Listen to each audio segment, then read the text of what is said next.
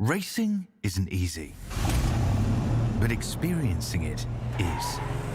iRacing puts you in the driver's seat with the industry's leading sim racing game. Drive on laser scan replicas of the greatest racing circuits from around the world.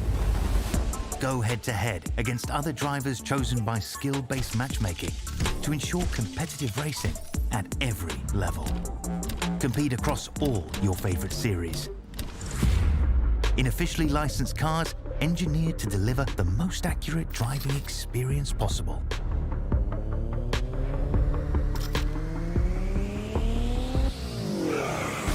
Join a race or host your own with players from across the globe.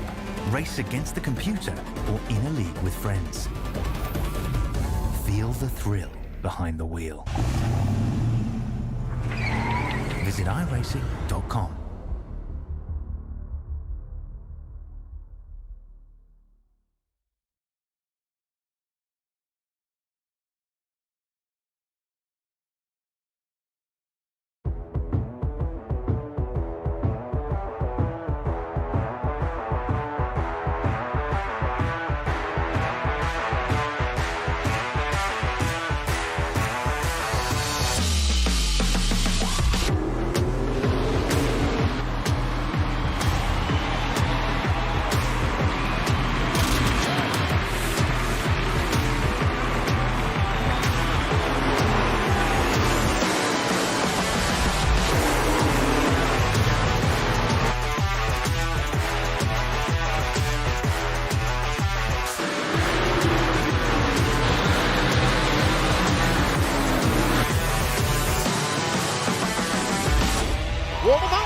Dirt Racing is available now. Download your copy today.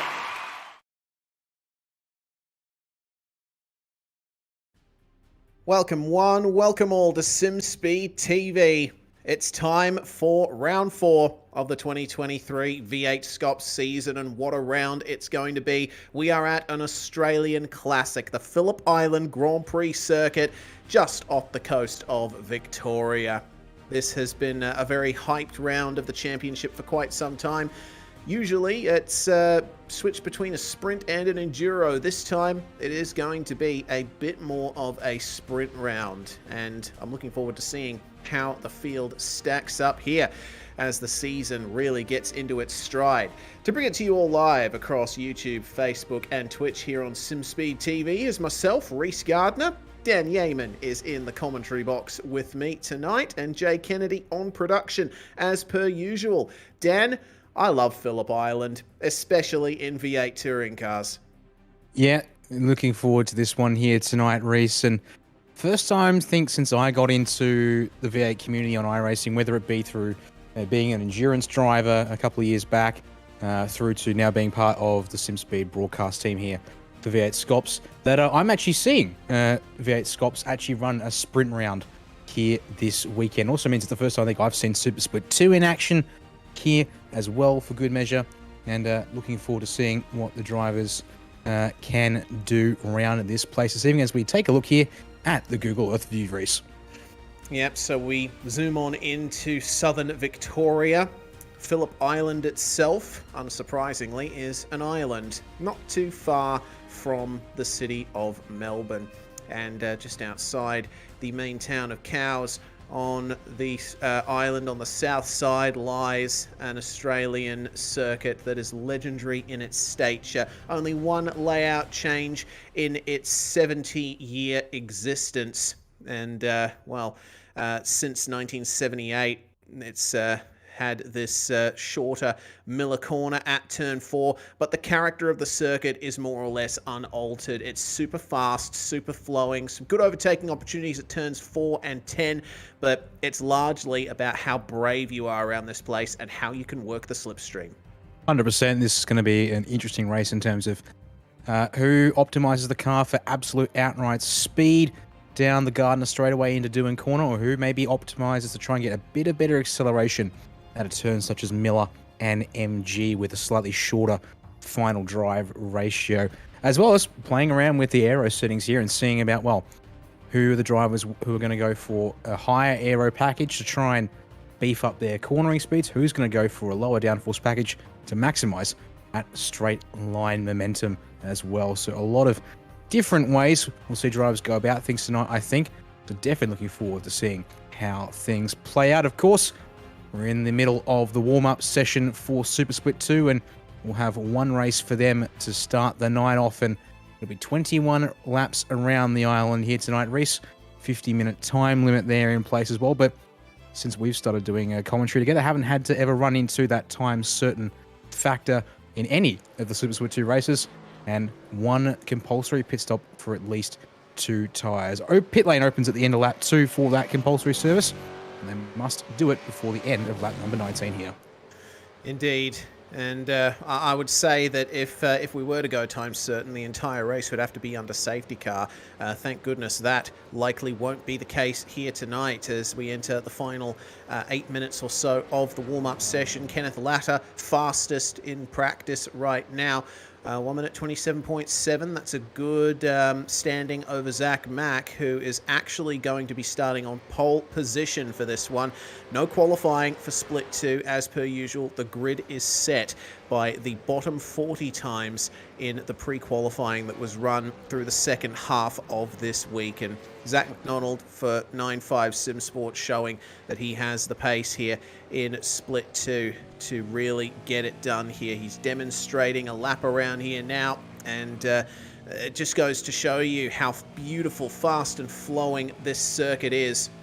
Just magnificent corners all around here and a super fast front straight leading into the fast and open turn 1, which, as we saw in supports on Friday, is actually one of the more dangerous parts of the track. If you run wide here, you're going to be going straight across the grass and spearing across turn 2. You certainly could if things go horrendously wrong, indeed. Hopefully that will not be the case for drivers here tonight as we watch McDonald continue around here on this next warm-up. Still got 7 minutes in the session, so plenty of time left for drivers to make sure they've got their eye in with their race runs here and make sure that they're sort of settled on their strategy that they want to go with for this evening as well. And just have a quick look at the conditions currently out here on track race. It's a very calm and pleasant morning here at virtual Phillip Island. Just approaching 8:15 virtual time here, and bare, well, absolute minimums conditions as well. Partly cloudy skies, winds trending from the west, which will be a decent, let me think about this, it'll be a decent crosswind down the front straightaway here at about 20 odd kph, but yeah, 17 degrees air temperature, actually below the minimum that you can set in the sim. It just based on the way it sort of comes out. And there we go. Big thanks to producer Joe Kennedy for having that one able to bring it up on screen. And as a result, the track temperature is also a nice and calm 19 degrees, bordering on 20, depending on which way you want to look at it here. Yeah, exactly. And that means that the tyres are going to be a bit skatey right out of the pits. But, of course, these cars have their tyre characteristics that we love as broadcasters and spectators. The grip will fall off pretty quickly. And that means that drivers will likely be grateful for that mandatory pit stop for at least 2 tyres. Of course, 4 tyres taking the same amount of time to change as 2 means that the drivers will definitely be taking all 4 when they come into the pits, and this is the kind of racing that we can expect in that 21-lap race. Chad Lewis for Evolution Racing Team making a bit of a big move there into turn 2 on car 091, which is driven by Vincent Skilbeck, one of the usual drivers in Split 2 there.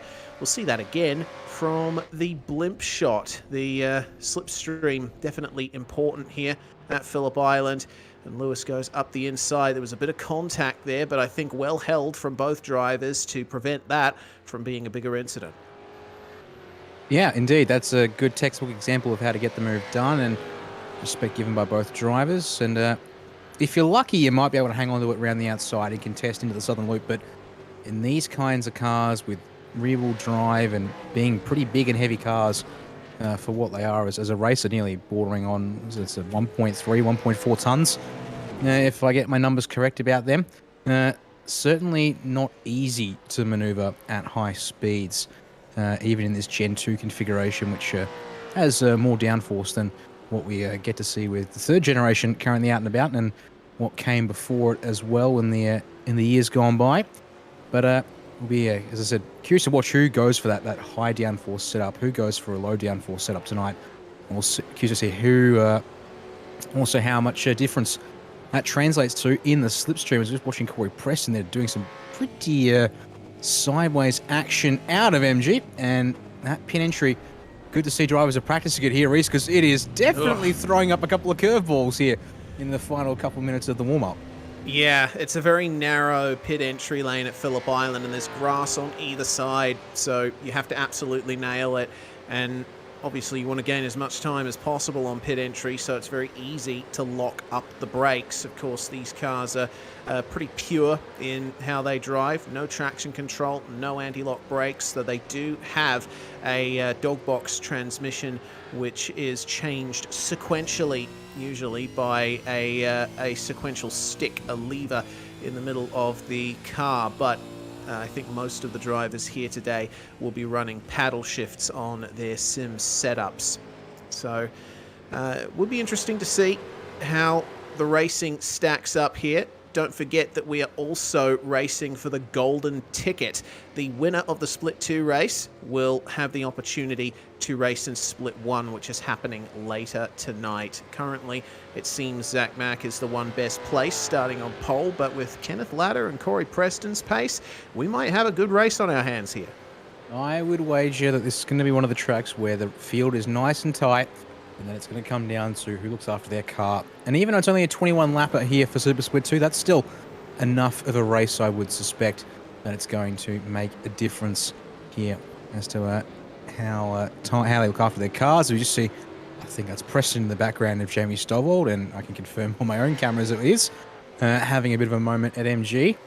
But I suppose if you can get them all out of the way now in the warm-up, that'll do as we continue to focus on Stovall as he works his way around the final corner here in the slipstream of a handful of cars, including one past me. I can't pick them up again. Let's go find them. It's Riley Curtis directly ahead, Reese, and then Roy Clark and Tyler Blackman make it a little group of four here, working their way around the island in tandem. Yeah, always nice to see these cars going around this track. Phillip Island has a lot of historic value on iRacing. It was the first Australian track to be added to the service way back in, what was it, 2011 or something like that. And Corey Preston showing one of the ever-present dangers of this track, the braking zone for MG. You have to run a good bit of rearward brake bias on these things to get them turned into the corners, but that also means that if the rear gets loose and you're under brakes, there's not much you can do to save it. And it's also going over a crest at Lukey Heights and running downhill into that braking zone. It's going to be one of the best overtaking opportunities around here, but it's hard to get right, which is what we want, I guess. We want the drivers to be able to work for these passes, and Phillip Island certainly provides plenty of opportunities to do so. Sure does, yeah.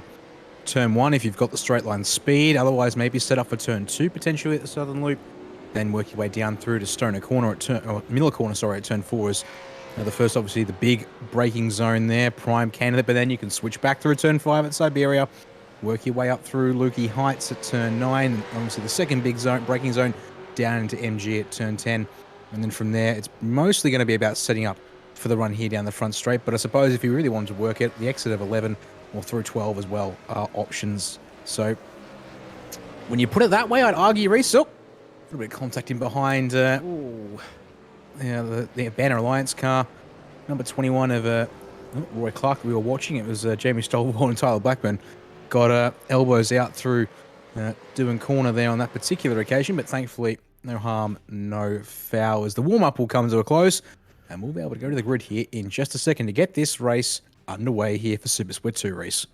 Yep, and what a grid it will be, especially in terms of graphics. For all of you watching, if you haven't seen yet, we have got a new grid graphic here on SimSpeed TV. Big thanks to the people behind ATVO for bringing us this new special visual goodies. Zach McDonald starts on pole position, and he's going to be alongside Kenneth Latter on the front row, with David Coleman starting alongside Benjamin Smith on row 2. Commodore and Mustang on row 2, with Blake Delaney sharing that third row with Jamie Stovold. Starting in 7th spot is going to be Chad Lewis in the ERT car, starting alongside Bruce Tannock. And then we got Justin McLean in car 662, starting alongside the 111 of Teo Sorono. And with that rounding out your top 10, we go to 11th and 12th. Damien Can sharing row 6 with Connor Nixon in the 168 Racecraft Simulations Commodore. Matty Mascord and Corey Preston will be off row number 7 here tonight. Jay Brazier will be sharing, we'll stay in P15, got Craig Schultz alongside in the 654 and 16th. Jason Fewens and Tyler Blackburn are going to be starting out of 17th and 18th for this one tonight, with Justin Pennefather and Seth Brown going to round out your top 20 there on the 46 and the number 5. There's a few Synergy Sim Racing cars in this field, one of them being the 07 of Brady Baldwin, starts alongside Andrew Ritchie, 21st and 22nd. Sebastian Tixier starts alongside Tim Mulford on the row behind. Oliver Patterson lines up in 25th alongside Vincent Skilbeck. We have Ben Faulkner starting alongside the V8 support category reigning champion Aaron Gilbert, and the top 30 rounded out by Aidan Ford and Joe Mahoney. And then your final 10 cars for Super Split 2. It's going to be Zachary Vlasbaum and Cruz Mason out of 31st and 32nd on the grid. Robert Chrisdale and Dave Douglas sharing row number 17 there in the Mustangs. Riley Curse out of P35 has got Dean Powell to his outside in P number 36. Steb Miller out of 37th. She's sharing this 19th and penultimate row with Robbie Bradbury there in the Century Motorsports number 30, with Zach Rattray White and Roy Clark to round out our 40 starting drivers for this race. And now it just means we wait for the countdown to get to its conclusion. Of course, the manual safety cars in the server means that we will see out the full gridding timer, but it's a chance of these drivers just to make sure they're settled. Everyone's on the grid and ready to roll, so it's now just a matter of getting yourself in the mindset to see the lights go green.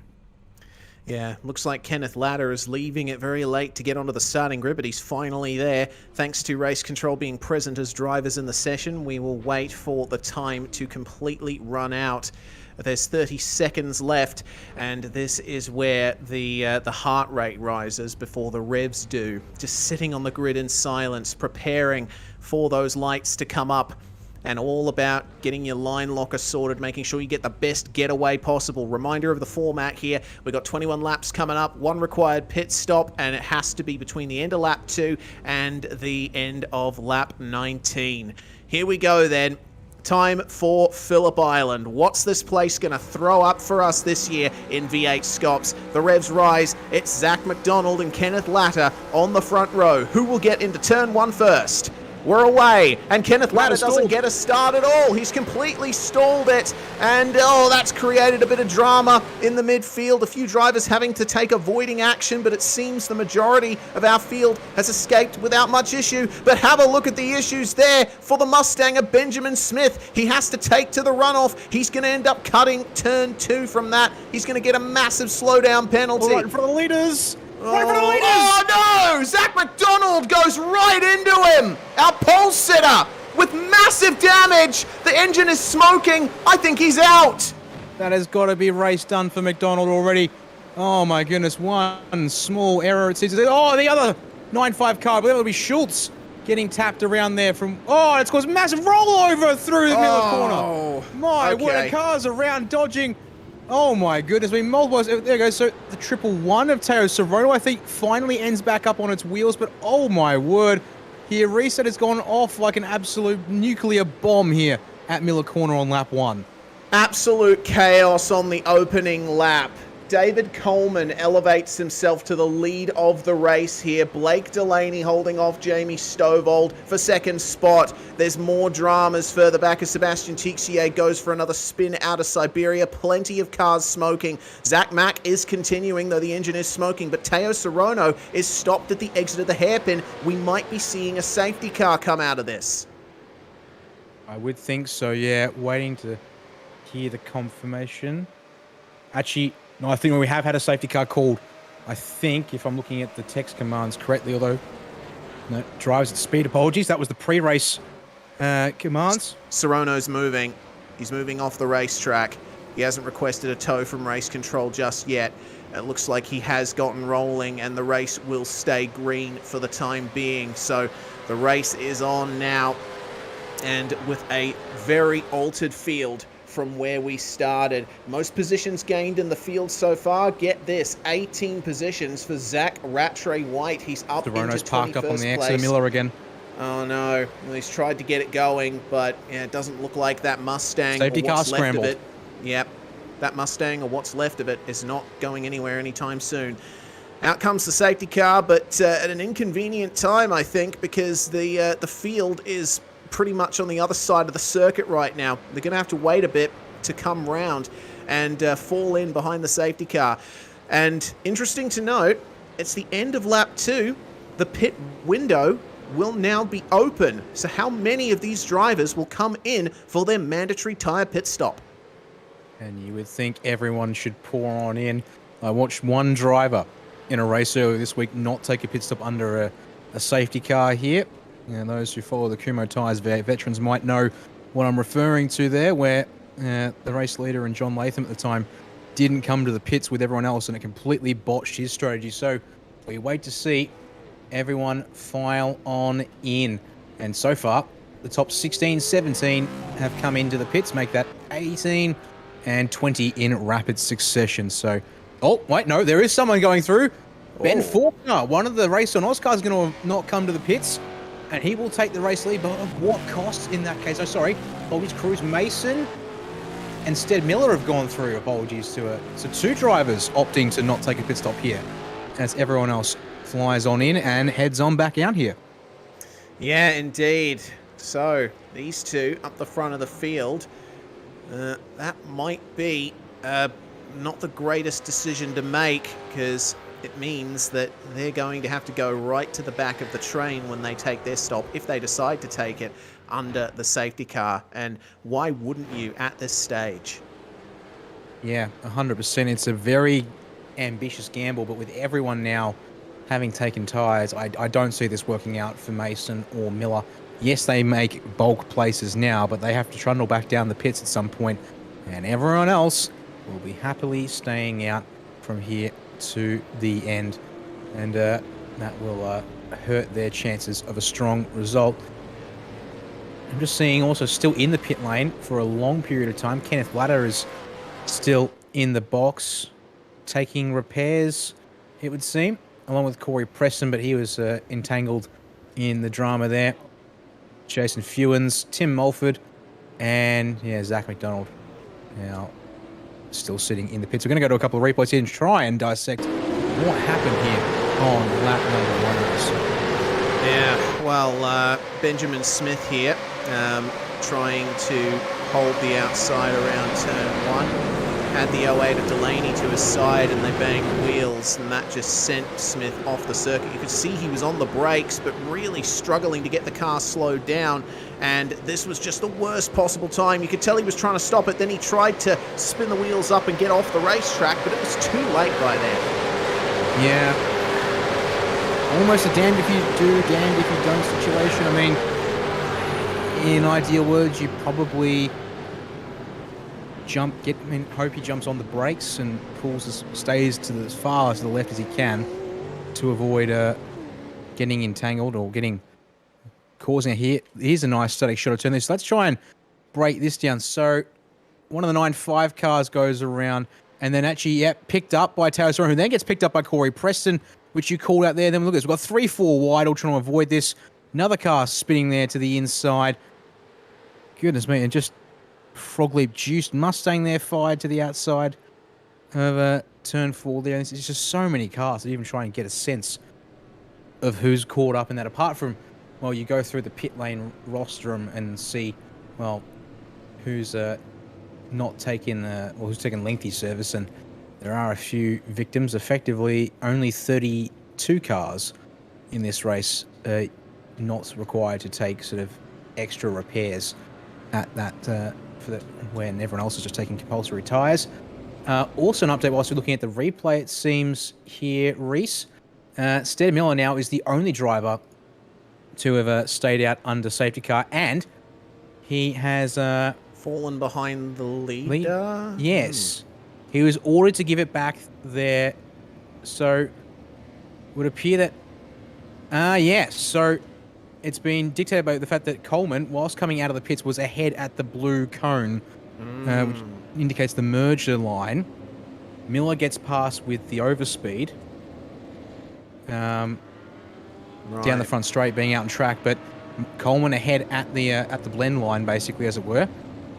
And that gives the lead to the 640, which means he's now got a car of buffer between him and everyone else on the same strategy. Safety car is headed away into the pit lane. We'll be going back green at the end of lap number 4 here, Reese. And time to see who can get this restart off right. So let's have a look at it here on the replay. So it's not the green cones there. It's the next set of cones just out of the pit exit there. So unfortunately, this angle won't quite capture it for us. But Coleman able to stay ahead until both cars have passed the blue cone at the pit exit merge. Well, this is going to be an interesting restart. I got to say that, Stead Miller with some technical issues there. Miller is 35 up on where he started, so on pace alone already, he is way out of position and on tyres that won't be as fresh as those around him. So this could give the biggest of advantages to David Coleman as they gear up now, and Coleman puts the power down. And the green flag drops. We are back racing at Phillip Island on lap 4 of 21, starting lap 5. Away we go. So, Coleman with a good restart, leads into the first turn. Stead Miller is keeping everyone behind him though, and I see that Matty Mascord trying. We got another car off at the first corner. Jay Brazier this time. He doesn't do what Benjamin Smith did. He goes to the right, and hopefully that turns into a safe re-entry onto the racetrack. Yeah, he's managed to stay out of everyone's way, so we will proceed without incident. Thank goodness for that. Coleman already trying out defensive lines as the overtake's already on into Miller Corner. Justin McLean making the pass on Seth Brown, who now has Bruce Tannock for company in car 123. We got 2 cars off. Looks like a Century Motorsports Mustang there of Robbie Bradbury with Aidan Ford as well along with him.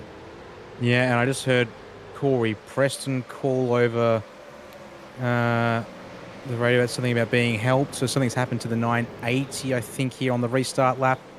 Yeah, he's been given a tap down into Miller. So, yeah, multiple cars off as a result. Obviously, the big one there being Ford and Bradbury. The rest of the field looks to have carried on for the most part, but a lot of shuffling here as drivers try and get themselves into a position to set things up here. As Stead Miller still having some connection difficulties, still in P2, but surely it's a matter of how long. But if Delaney and Stovall here go at it, that'll give Miller a bit more of a breather as we jump on board with the 987 in P4 as they work their way up through turns 1 and 2 here on lap number 6. It looks like Stovall is the one with the pace here on these fresher tyres. Don't forget also that Delaney has to contend with the slightly slower Stead Miller up ahead. Coleman is absolutely rocketing away right now. He leads by over a second, and there goes Delaney up the inside of Miller at Miller. Goodness me, that's a nice coincidence. He gets the move done and moves up into second. Stovall is still trying to find a way through, but Stead stays steadfast. It's hanging on somewhat for now, but well, one car through. I get the feeling Stovall will be most insistent on following Delaney through, and then the floodgates shall open from there, I do think, as well, with the slightly fresher tyre advantage. Also, stay on contact with Miller. Here we go down into MG. Oh, thankfully he just went, but Miller's around on the exit of MG as well, somehow got entangled with Blake Delaney, I think, because he tried to avoid hitting him, and everyone files on through. Oh, that's a shame. Yeah. Well, looks Blake Delaney did make a glancing blow on Stead Miller there, but they managed to escape. But the checkup required for that has resulted in... Final quarter, huge wreck! No. We don't want to see this. I thought this would be a bit cleaner. Unfortunately, that is the second big incident Corey Preston has found himself embroiled in, and an already very damaged car there for poor Corey. He has been in the wars more often than not. Well, we stay green for the time being, but man, that was absolutely ridiculous. It looks like Aaron Gilbert has had his car pretty much destroyed by that. Corey Preston has stopped on the side of the circuit, and I'd guess that he's requesting a tow from race control. Yeah, looks like Tim Mulford also involved in that too. Everyone tries to get going except for Mr. Preston, of course. That's our second safety car of the race. It's just been called right there. This has been a very messy start to the night at Phillip Island. Yeah, my word. Honestly, just really hard-pressed to sort of make sense of where this has all been going and how this has all happened here. Because, yeah, absolute bedlam. And, yeah, I was watching further on back, and then all of a sudden, drivers came around into the final corner. So we will go to the next of our set of replays. So this looks like it started up with Roy Clark, that might be. Roy Clark, Brady Baldwin, Tyler Blackburn. Oh, dear, the number 10 of Dave Douglas there, I think, getting unfortunately entangled in all of that. So it looks like it was actually Oliver Patterson in the 026 making rear-end contact with Baldwin that started all of that. Actually, no. Baldwin started it by making rear-end contact with Roy Clark there. And then, Baldwin checked up. Patterson went into the back of him. Clark spun across the racetrack, and it was all over Red Rover from there. Here's the onboard. Yeah. So, indeed, on board with the 026. So, it looks to the inside of Douglas, who's, Clark going for the wide entry, and then they all start checking up. Patterson actually sneaks on through there. But yeah, you've then got drivers like Benjamin Faulkner, Dean Powell, who pile on in. Aaron Gilbert, piles into it. Just watching here for who, and it was Corey Preston also got rear-ended. It was by Joe Mahoney in the 36. So here's what Dean Powell sees. He's one of the first cars who just, they all check up and there was nowhere for him to go. Roy Clark. Yeah. He's not one of the lucky ones. Someone gets around the outside in the dirt there and escapes all over here. I just need to try and figure out who that was real quick. It looks like Zach Rattay White in the number 15 Quality Control racing car. Maybe one final replay of that incident from his perspective in the number 15. That might be worth one last look, just because he was the first car that was able to basically bail out and hang on to it out in the weeds down the front straight to avoid that. Well, I was saying before, wasn't I, that Zach Rattray White had the most positions gained in the field on lap 1. This is his onboard perspective of that. It all happens in front of him. He's like, nope, I'm checking out from here. Across the grass he goes, and a very lucky escape indeed for Zach Rattray White. He's now in 14th place, up 25 spots. All right.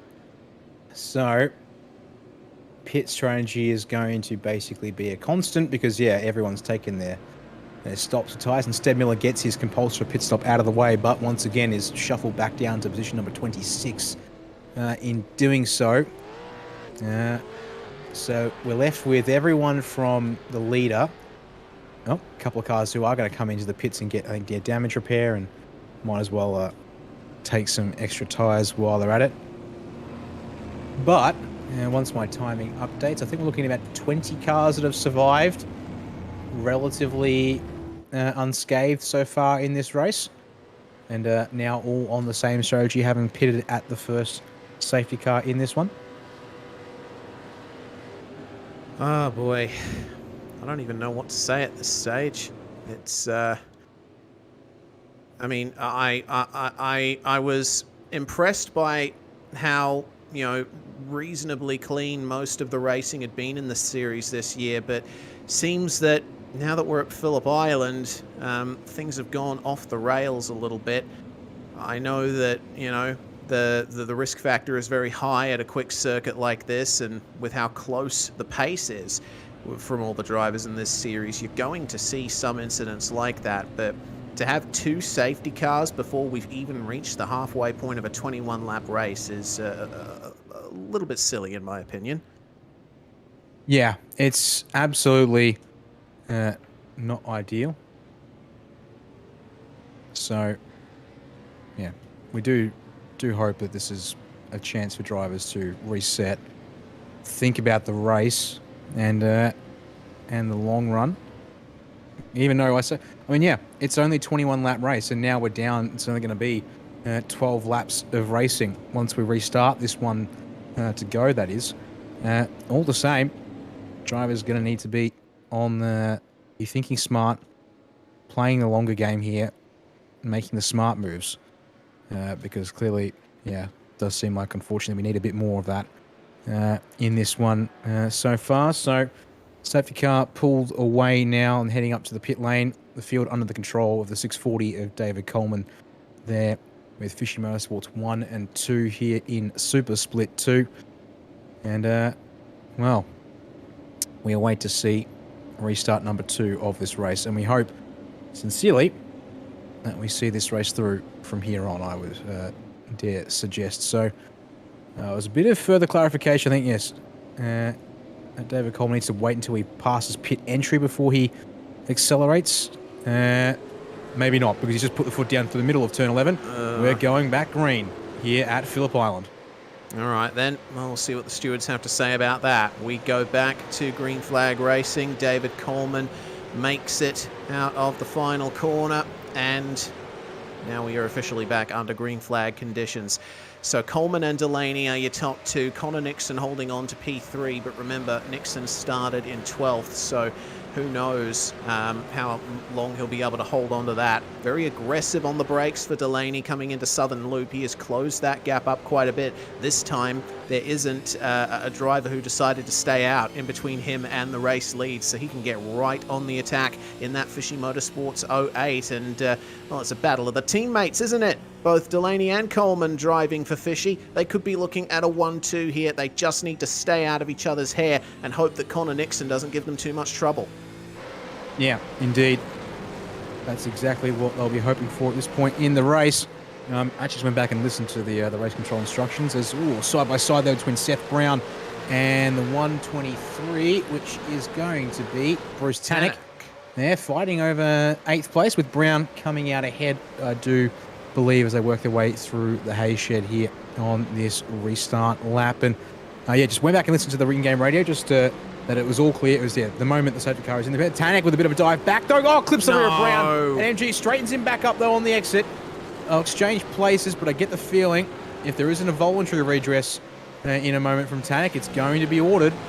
If not, expecting Brown on the radio any second to get this sorted out, because he's all out of rhythm and he's going to be vulnerable here to the 091 of Vincent Skilbeck. He gets on the radio there, but now on the defensive into turn number 1, and you've got there Craig Schultz looking to get in the game there in the 654. Brown trying to hang on the inside, but Skilbeck, there's that run around the outside that can work if you can just get the right amount of grip and momentum through the corner. And Brown will have to yield that place, but it does potentially mean that Tannick is up for now 2 positions. And yep, redress order issued. Tannick to redress behind Seth Brown.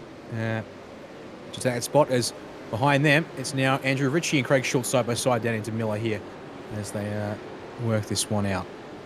Yeah, good exit from Andrew Ritchie. Manages to clear Schultz by the time they get to Siberia. We've got Tyler Blackburn there as well, who's up 5 spots. In fact, majority of the field is definitely way up from where they started, with the absolute chaos that we've seen in those first 8 or so laps. View back from David Coleman for the lead. Blake Delaney still keeping in touch with him. He's 0.7 of a second back, and that's close enough to get a slipstream down the straight, but it seems that Coleman is just putting down the power very nicely and being able to skip away from his teammate. For Blake Delaney, he hasn't quite been able to get away from Connor Nixon there, and he drags along Chad Lewis and Matty Mascord as well. Looking like a pretty good battle here for the last couple of spots on the podium, a proper line of cars. But we're on lap 12. We are now past the halfway point of the race, and time is rapidly running out as through the first turn they come Andrew Ritchie and Bruce Tannick, who has given that position back to Seth Brown. And oh no, a little bit of a bump there, and that's going to send Ritchie to the back of this train behind Blackburn. Yeah, tried to get his nose in round the outside. Doesn't quite make it work, as now it's Schultz looking to the inside of Tannick there through Stoner, but that turns into the outside here for Miller. And so the 1, 2, 3 will hold the inside and get ahead on the corner exit as we try and tick down these laps. 10 to go when they cross the line at the start of this lap here now, Reese. So hopefully some semblance of calm has settled, but, well, I might be tempting too much fate in suggesting that might be the case. I mean, yeah, just looking at things, the positions gained across the race so far there on the timing tower. The fact that the only drivers who have dropped spots in this race that we can see, and out of the top 15, and this being Bruce Tanek, a lot of people who unfortunately have fallen victim to the chaos of the start, and the fact that your biggest movers are drivers like Zach Rattray White with a 24 place gain in the opening half of this one here, and he keeps his head cool. I'm sure he's on for a couple more spots before the checkered flag flies here in this one. Yeah, I'm sure too. Leaders currently making their way through on Benjamin Smith as we check out all of the drivers here that have gained spots so far. Chad Lewis up 4 places, and he has got the lap car of Benjamin Smith up ahead of him. Smith managing to emerge back onto the racetrack, but he is very keen to let everyone go here as defensive from Lewis. He's managed to get the move done on Connor Nixon by the time they exit Miller. And now Matty Mascord might fancy a chance at the number 168. All of that battling, though, has allowed the fishy pair to get away a little bit. And it seems like Blake Delaney's starting to come back at David Coleman here. Look at the gap. It's now down to 0.4 of a second. Oh, no. That's another one of the Century Motorsports cars having an issue here. Might it be the same one we saw before? Yep, Bradbury, and that is a smoking Commodore of Joe Mahoney. Hopefully he'll be able to make it back to the pits as it's side by side between Powell and Bradbury here. It's a battle of the damaged cars as Benjamin Faulkner tries to hold on to a position. Yeah, so many vehicles back here heavily damaged. Dean Powell's car, yeah, forget about the front end. That doesn't exist anymore on the 999 machine. And Faulkner behind lost his rear bumper. So what has happened here with Bradbury? And he's the 124 of Stead Miller. So it's all self-spin there for Bradbury on the inside. So then we're looking for Joe Mahoney. Oh, Bradbury. No. He tried to flick it around on the inside of the corner. Well, there's only one way that will end up going. Very unfortunate to see. We go back to live pictures here with Matty Mascord as he tries to line up Connor Nixon coming into Miller. That is a good outbraking maneuver there. Can he hold on to it? Yes, he can. He's ahead by the time they get to the apex. The switchback is attempted there by Nixon, but Siberia being a left-hander, there's not much chance to be able to hold it. You can hold the outside around that corner if you get the line right and you use the grip appropriately, but not going to happen this time around. Meanwhile, more battling through Siberia. The Gutter Night race on Oz entry. Trying to get it done here. And up into Lukey Heights they'll come. This is quite a big fight here. Blackburn tap. getting a little crossed up over the curb there as Jamie Stovall tries to put a move on him. Stovall's one of the drivers that has really lost out here. He's trying to get back up into the top 6. I don't know if he'll be able to do that, but he'll try and get whatever position he can. Unfortunately for him, Blackburn's making it difficult. Blackburn sure is, and credit to him for the most part in this defence. Did have a moment down at Miller Corner there whilst the cars ahead were scrapping in that fight as well, which actually that's helped him put Stovall in put him in the clutches. So Stovall, they go side by side through turn number 1 there, and another case of car on the outside able to hang on and then have that inside line and retake the place through Southern Loop. But wobble on the exit. That's going to make him vulnerable into Miller once again. As we're looking here at the 14 of Damien Cairns, trying to pressure Justin Pennefather for P6 there, and more drivers side by side. Then there is that fight there. Stovall actually gets through and ahead way before the brakes at turn number 4. So big wobble there. Blackburn, the rears on that car seem to be well and truly going off, which is going to make his life a little bit more difficult when it comes to holding these spots as we check back in with that battle for P6. And we just saw for a moment before flicking back and forth here. Pennefather, actually interesting to see here, has got the fastest lap of the race so far, Reese.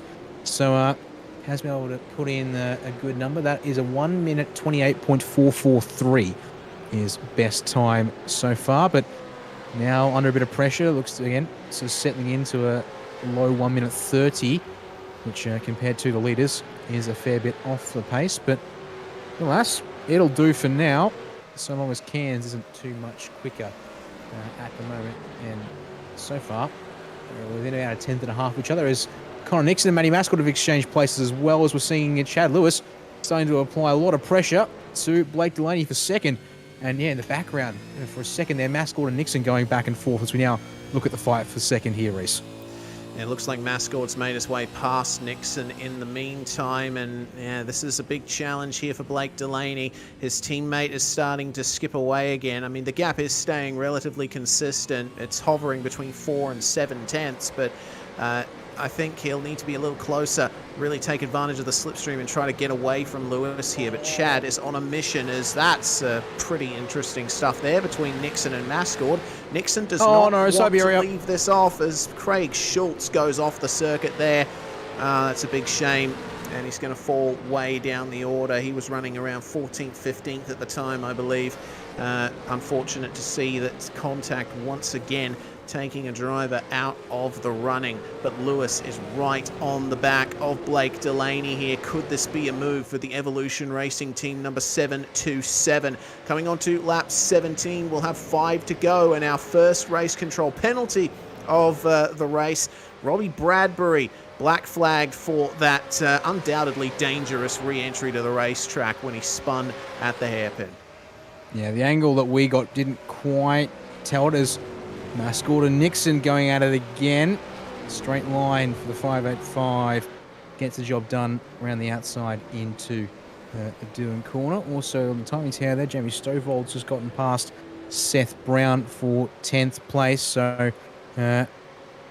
trying to finally make some moves forward is Stovald. Almost had to give that one back up. As look at that there though in the foreground of, the background of Schultz sort of, but up the road from these three.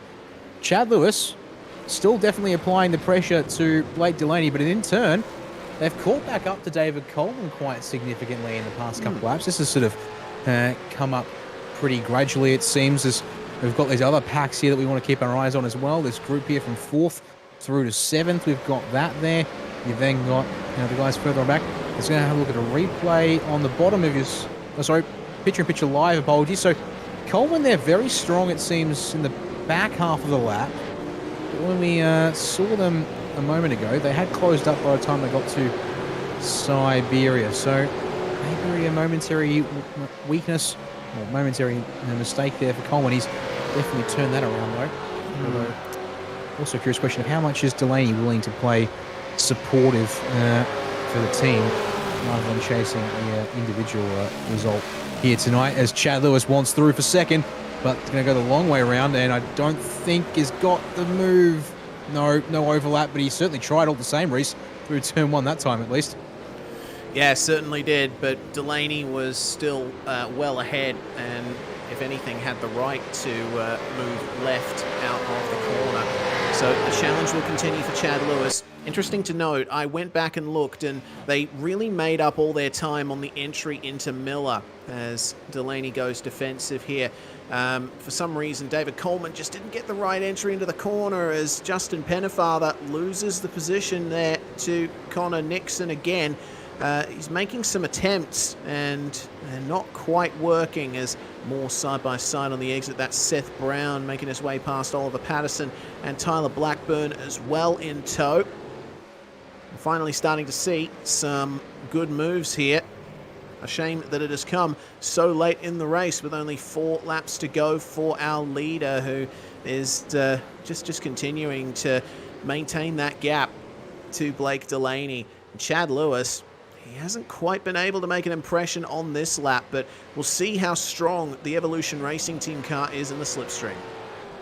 Yeah, this will be an important one to watch, as Oliver Pattinson, the 026, has got on the radio, and he has lost a spot to Tyler Blackburn from when we last checked in on him.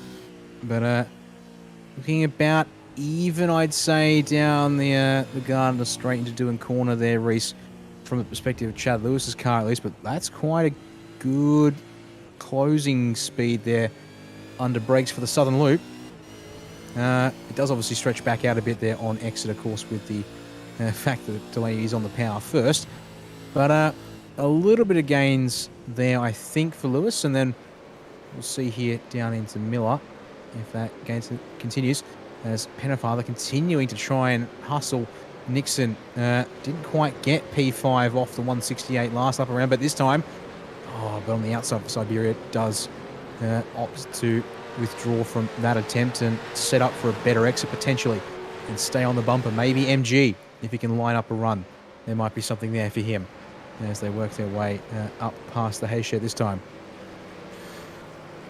Yep, some nice fighting now going on in the top 10. Not much of a change in the top 3. It's still Chad Lewis trying. Oh no! Yep, all right. I'll go to that point later. Justin Pennefather briefly holding the fastest lap of the race, but tried to put that move on the inside of Connor Nixon, and seems like it was probably a 50-50 of Nixon turning in and Pennefather going too deep. I'm wondering if that's going to be classed as a racing incident by race control. Well, speaking of Nixon, he is about to get passed by Damien Cairns. In fact, Cairns is ahead on the way into turn 1, but on the outside, he'll complete the move coming into Southern Loop. Or will he? Have a look at how deep Connor Nixon goes, but he has to yield it at some point. A very long corner, and you can see just how much that car is jumping around underneath Nixon. Now he's under threat from Vincent Skilbeck. Will Nixon lose another position before the end of this one? I'll tell you what, Skilbeck is going to have a go at it. Nixon gives him room, though. It's a little bit on the AstroTurf. That's not the best for traction, but will stay ahead into Siberia. No. Oh, no, not again. Come on, guys. Bruce Tanak, unfortunately, sticking his nose in, thought the door was open, but Vincent Skilbeck was in the process of shutting it, and, well, Skilbeck manages to get back going. 2 laps to go, and if you want a story of heartbreak, I'm sure that you would have already seen it on the timing tower. Zach McDonald, our pole setter, back out on track now and currently holds the fastest lap of the race, running 28.4s. What might have been, and look who he's come up on actually. Car number 91 of Benjamin Smith, who was the one who went across turn 2 and took out the leaders. Almost a tragic irony in all that case, but I have to say credit to Zach McDonald in that case for sticking this one out and getting back on the road to at least finish. Unfortunately, 12 laps down will not be classified for points in this one here. As back at the front of the field, they've taken the white flag here for Super Split 2, so one final tour at the Phillip Island circuit remains. David Coleman almost out to a second margin, as I think Blake Delaney and Chad Lewis both don't quite have an answer here so far in this one. One small error, it seems, from Coleman, which suggested at a bit of hope, has not amounted to a substantial attack from either of those two here. Half a lap to go now for your top 3 at least. Now, I mean, you're going back to actually the Nixon and Pennefather one. I did have a look at it myself. From what I can see, obviously contact happens kind of early in the corner, but Pennefather looked to have it pulled up at the apex. So, I mean, if I had to make a call, I'd say Nixon turned down on the 46 as Lewis one final shot potentially, but Delaney covers it off there, Reese, and they come out at the final 2 corners here, and David Coleman just needs to bring this one round here nice and steady, and then he can greet the checkered flag first. Yeah, well, an exemplary drive from the 640 of David Coleman. He's going to lead home a Fishy Motorsports 1-2 with Blake Delaney taking second and Chad Lewis still pressuring him, but has to settle for third in the end. Matty Mascord in fourth, and then we got Cairns, Nixon, and Tanak and Ritchie finishing very close together there as the rest of the field makes their way across the line. Pennefather ultimately into 10th spot. That's still a good gain on where he started, so it'll be some good points. And well, car 124 of Stead Miller, well, he unfortunately did not, it looks like he's not even going to make it to the end of that lap. Stead tried to stick it out there under the safety car and not go for a pit stop, but that gamble did not pay off. We have our last few finishers coming across the line here. Faulkner, Powell, Bradbury, Douglas and Fewens, and then Roy Clark's going to be the last driver to cross the line here at Phillip Island. There's a replay of what happened to Stead Miller, actually. Oh dear, it seems the engine has gone pop for Miller under brakes here at the Miller corner. There it is. Just a bit too aggressive on the shift, on the downshift, and the car just rolls to a stop. There's no bringing it back from there. Well, the celebrations can begin for David Coleman. He has the opportunity to race in Split 1 later tonight if he so desires. But considering what everyone's had to go through in this race, I'm wondering if he might just call it a night from here. Yeah, maybe. I mean, yeah, 2 races for Split 1 tonight. Not that much longer than this Super Split 2 event this evening. So will be an interesting case of how things play out there as Coleman finishes the cool down lap and decides to get to it, although has gone straight for the tyres there with that flicking a spin. So we'll wait to see if he joins us later on. But I think we can now turn our attention to the very much provisional race results here from Super Split 2 tonight, Reese. And we'll bring them up here on screen for you now. And as you said, Eric, Coleman from Delaney, Fishy Motorsports 1 and 2 with Chad Lewis to round out your podium for this evening. At the very least, they're in the clear. Matty Mascord brings it home there in the Synergy 585 P4. Type N Esports gets a look in the top 5 with Damien Cairns there in the number 14. Connor Nixon in P6 in the 168 ahead of Bruce Tannick in the 1-2-3. Bit of a scrappy one there for Bruce. Now Andrew Ritchie working his way forward gets to 8th place from 22nd. So good night for him, I would dare suggest. Jamie Stolbourne, unfortunately, one of our drivers to fall backwards from where he started so far in this race there in P9, with Justin Pennefather to round out your top 10. And unfortunately for Justin, certainly a couple of spots lost on where he would like to be at the end of this one race. Indeed.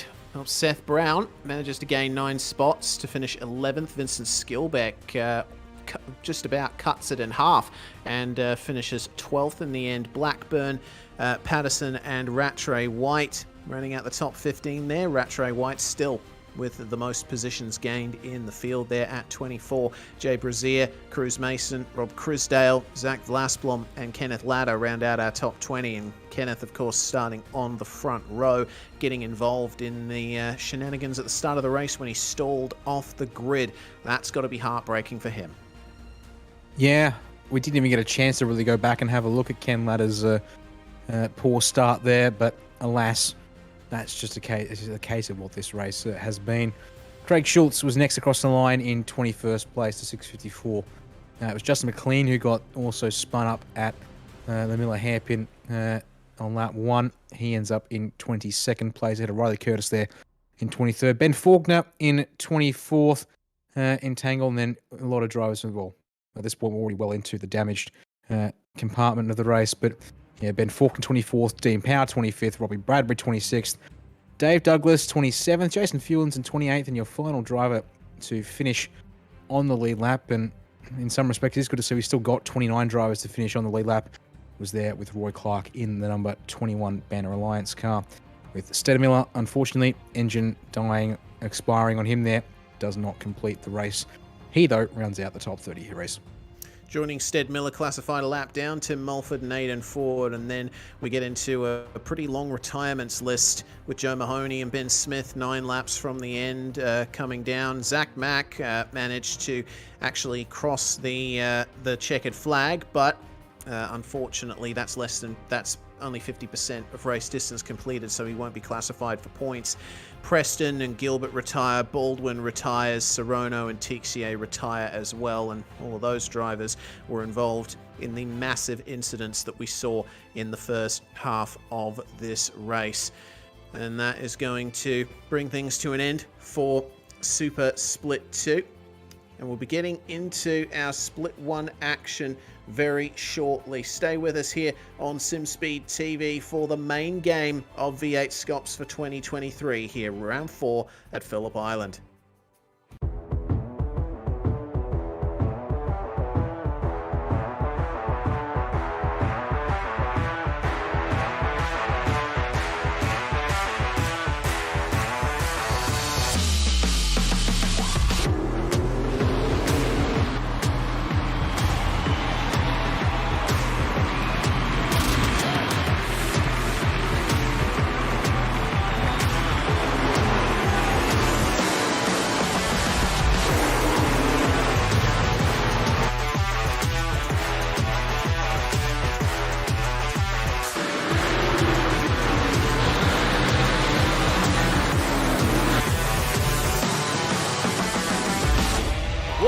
because dirt racing is available now.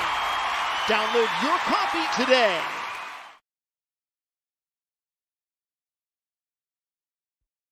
Racing isn't easy, but experiencing it is. iRacing puts you in the driver's seat with the industry's leading sim racing game.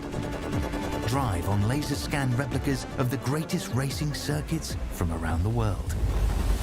Go head-to-head against other drivers chosen by skill-based matchmaking to ensure competitive racing at every level. Compete across all your favorite series. In officially licensed cars, engineered to deliver the most accurate driving experience possible.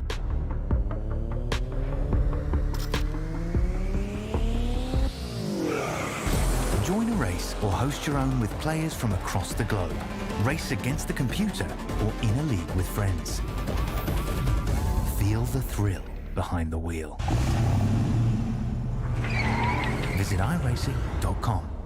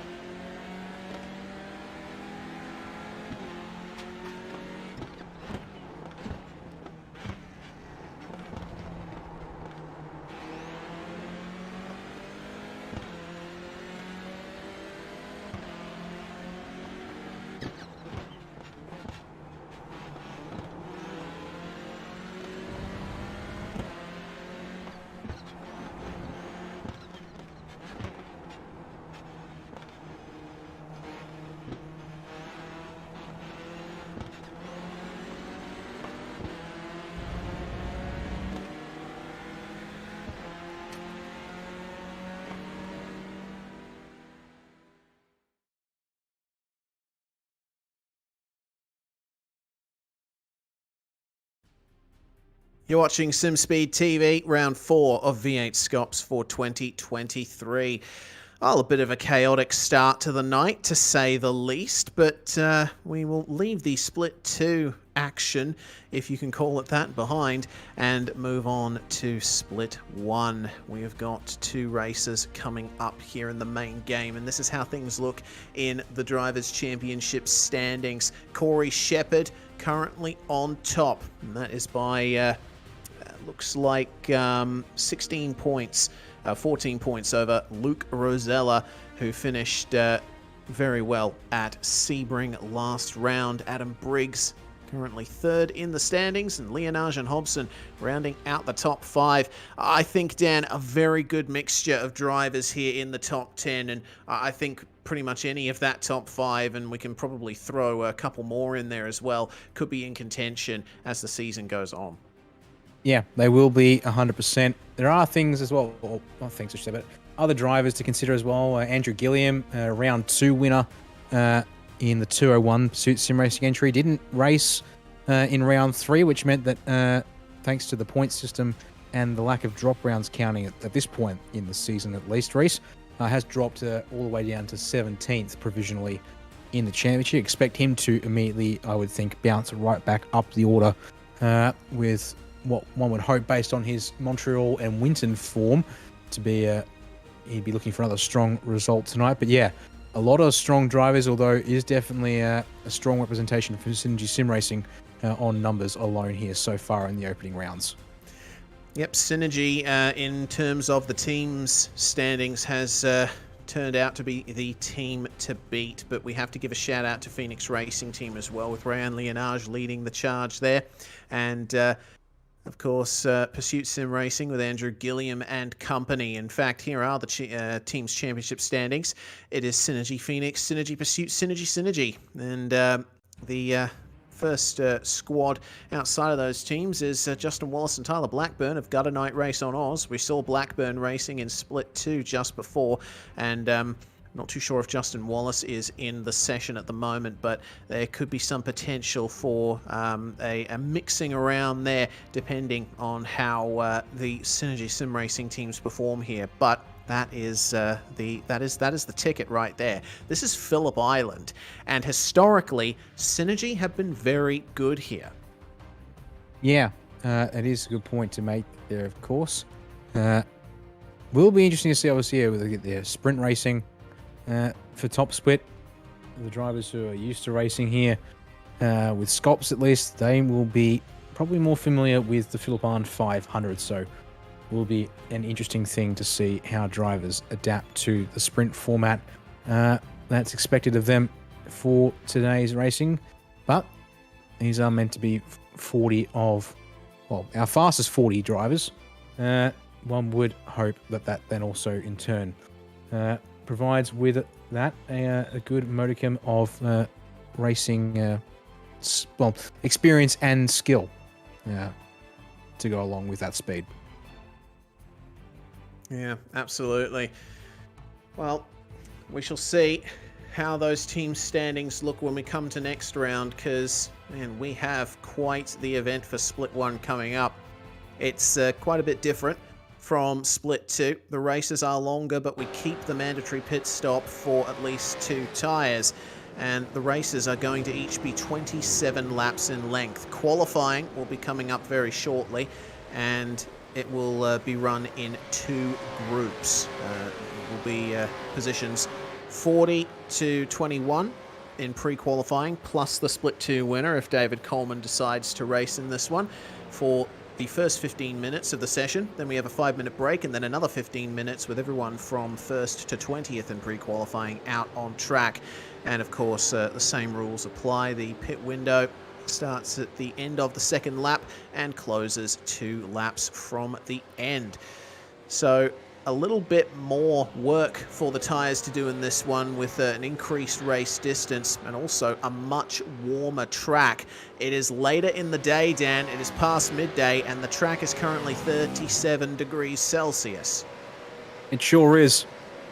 Funny thing is that the air temperature's barely moved. It's at 18 degrees right now. We're enjoying some virtual date of November the 15th, meaning that it's almost summer down here at Phillip Island, virtually speaking, but about 2 weeks away, as it were. So, all the same, it will make for a warm track. Winds are somewhat, or almost similar direction, more southwesterly than straight westerly. So, almost a headwind now through turn 1 as they come through the middle of that corner list, which will mean he's probably a tiny bit slower down the Gardner straightaway in that case, probably, given they'll be driving more into the wind. But that might just make the slipstream that little bit stronger around here, as there's confirmation of your weather conditions and actually bring it to that 1 decimal place, given that I see 37 in game, but we actually can get a readout of 36.7 for what that's worth there. And yeah, looking forward to seeing how things go here. Qualifying will give us some time to sort of get a feel for the order of things and how drivers convert their pre-qualifying pace into the grid for race number 1. And then set up and hope that we get some good racing to start off the split 1 action tonight. Yes, and on paper, you'd say that these drivers would have a better time of it than the ones in split 2, but pre-qualifying is decided on pace, and you only have 4 laps in pre-qualifying that will count towards your eventual spot in the servers. So it's a bit up in the air at the moment. Phillip Island has turned out to be a bit of a bloodbath at the moment, but we will cross our fingers and hope, as you say, that the racing turns out very nicely here. Andrew Gilliam currently on top in the practice session, having made his return to the series after a round's break, and he's looking pretty good, looking quite pacey there. I have to say, though, Dylan Rudd in the 990. I mean, Rudd has had some pretty good runs this season so far, but to see him in second in a practice session is pretty special. Looks like 9.5 are starting to really get on the wagon now come Phillip Island. I think what's actually interesting for me to see right now is we've got Pursuit, 9.5, Synergy, Phoenix, and Evolution currently occupying the top 5 spots. The first duplicate team is Rick Kuznetsov, 9.5 SimSport in P6. Dylan O'Shea, new with the guys at Sorry, they're also with 9.5. Apologies, got my head completely crisscrossed. And then we've got Century Motorsports in the hands of Cameron Jones in P number 8 currently. So that's a lot of drivers doing a really good job at the moment here. As Matthew Bowler, that looked a little interesting there, but it is what it is, I guess, during practice. But yeah, we've got some diversity here at the top of the order. You've got things like Bo Albert making his return to V8SCOPS competition tonight. Reese under as a private label, sitting there in P9 as well, with the top 10 there rounded out by Jordan Ross, another one of the sim racing drivers. Also, and I say that, and he immediately elevates himself to P5. So thank you, Jordan, for completely making a liar out of me within seconds. You can always count on Jordan Ross to be knocking on the door of the top 5. We've also got Thomas Hinz in here as well. Hinsey, we usually see in split 2 and sometimes down the lower end of split 1, but making a good name for himself here, 22nd as things stand. Out of 35 drivers that are set times, make that 36 with Daniel Hall putting the time in to make himself 33rd spot. And we see Sebastian Flock as well for Evolution Racing Team, bringing himself up into 8th, setting one of his first times of the session. And we've got 7 minutes and 50 seconds remaining in this warm-up before we get into qualifying. And speaking of qualifying, the format that we run for it, split into 2 groups. It was introduced after, I believe, a round at the Red Bull Ring a couple of years ago, when we had a bit of a Monza F1 2019 situation where people were going slow, trying to gear up for a lap, and ultimately impeding cars that were on hot laps. So reducing the amount of cars on track. Sometimes that format has worked pretty well, and on other tracks, sometimes it doesn't make much of a difference. I'm wondering how it'll do here at Phillip Island. I would think this is a track that it probably will be useful at tonight. I mean, it's a reasonably short, well, actually, it's not a shortish circuit. 4.5 Ks, or a hair underneath, is not particularly short by V8SCOPS calendar length, but the lap times around here being under 90 seconds, pretty quick, all things considered. So I would say that the group qualifying, and also the importance of the draft too, that group qualifying to break down the field is going to be important for allowing drivers to not be too concerned. They'll be able to find the space on the road that they're after, I think, and from there they can adapt and press on as O'Shea moves himself up to position 2, just ahead of James Scott there. Not quite in the 127 bracket that Andrew Gilliam's in, who then is immediately pipped. These drivers, I swear, Reese, now are deciding to take the absolute mickey out of my timing, because Rehan Leonage has gone to the top of the practice times, and Rick Kuznetsov is going to slot in between Leonage and Gilliam. So 3 drivers now under that 128.000 bracket. O'Shea is 2 1/1000ths of a second over that marker. Good stuff from Rehan Leonage, who won the first round of the championship back in Montreal a month or 2 ago, and definitely making a case that he will be one of the drivers to beat this season.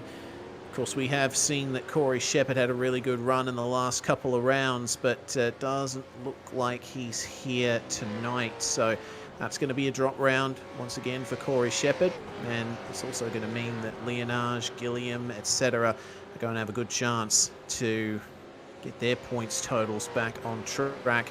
Gilliam 1 minute 27.7, and that will go to P1 for the car 201, and gets a little tap from the rear for good measure. So the times are rapidly ticking down.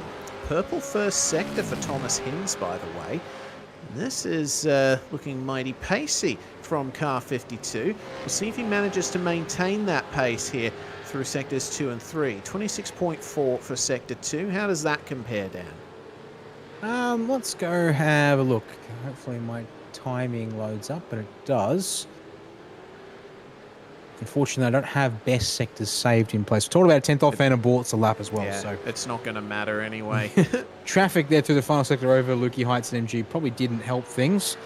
I suppose, hey, nothing like just getting your eye in and checking things out. Now, I've just noticed a message in the server from David Coleman, so we are going to have 41 cars take the start of this one, which is good to see. Tom Freer on screen with us now in one of the many, but nevertheless, 707 Synergy Simracing 128.2 goes up from out of basically nowhere to P7 with that lap, and that's hopefully what for him. He'll be somewhat happy with sitting that one down on the board as a personal benchmark for tonight so far. Well, just 3.5 minutes left in the practice session. It's good to see that we have David Coleman in the session, and our Split 2 winner will be able to fight his way along with the rest of the Split 1 grid. It's a nice mixed up top 10 in practice at the moment. We have some good representation from 9-5 with O'Shea, Griffin Gardner, Sean McNamara up there knocking on the door of that top 7, and in fact have their feet in the door as they are knocking. But we won't want to see too much of that was going on in the background. A little bit of a tap between a Mustang and a Commodore. The time for shenanigans is over. Looks like that was Robert Gibbs and David Coleman making contact out of Stoner Corner on the way into Miller.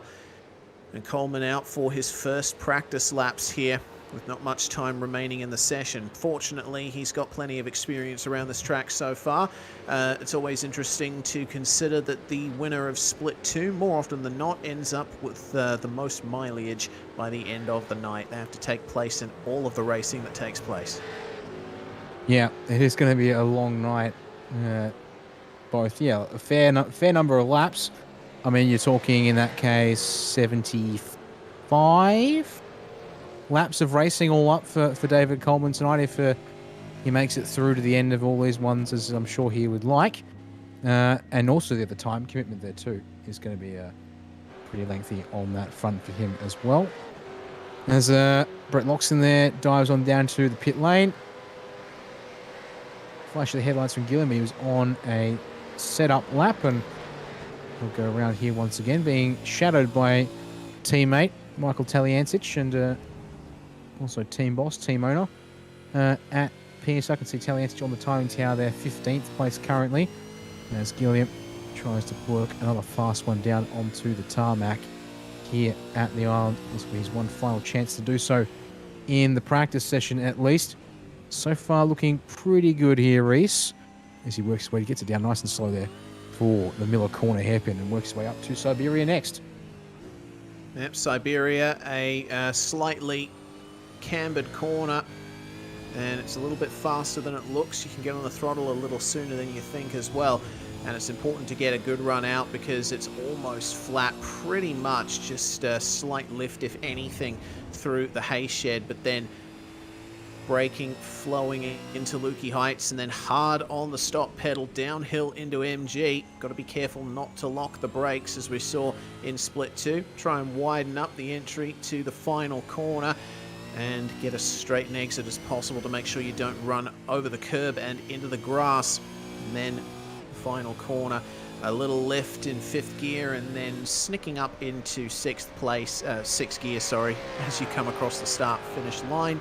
Gilliam with a 28.0. That's roughly on par with the pace that we've seen so far, and it's going to be a not quite matching his fastest pace, but close enough for now. And that's going to be the session over here.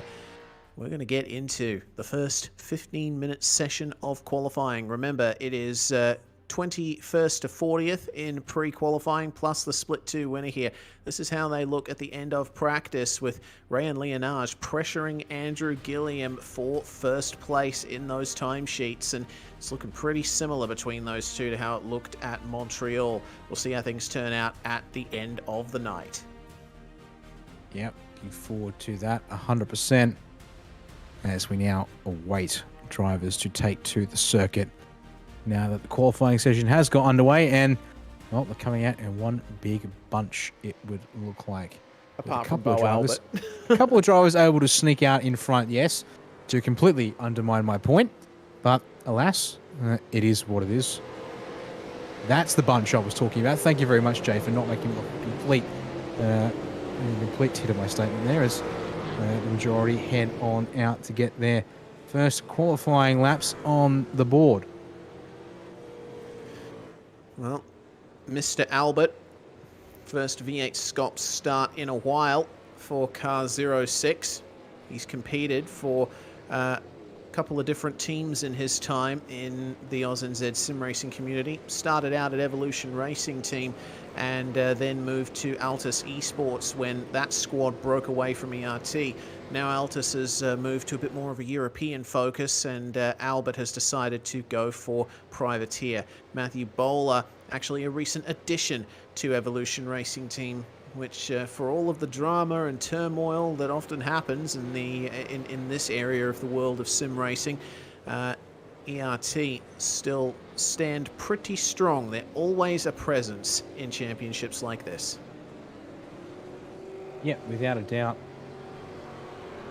Whilst I don't think they've been quite there in the past year or so, in particular, do have good drivers all the same. I think you give the full count out their best from making their markers.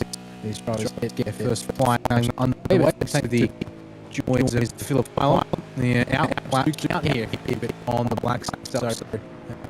So a whole bunch of fast lap alerts and some names getting onto the timing board here as they get up to speed. Yeah, don't forget it's Yeah, don't forget it's a bit of an artifact with Phillip Island because the start-finish line is actually pretty much on the pit exit, so drivers' out laps are actually timed. But every single lap time that you see up there on the screen is irrelevant. That's an out lap from everybody at the moment. We'll start seeing times drop under a minute 30 very shortly, and Bowler is doing pretty well on this lap. Mid-28 for Sector 1. That's not too bad. 26.6 for Sector 2.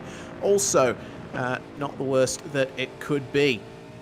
So we'll see how MG treats this man in the 012, who's certainly a gun driver in Porsches in the league that you run over at Aussie Online Gaming, Dan.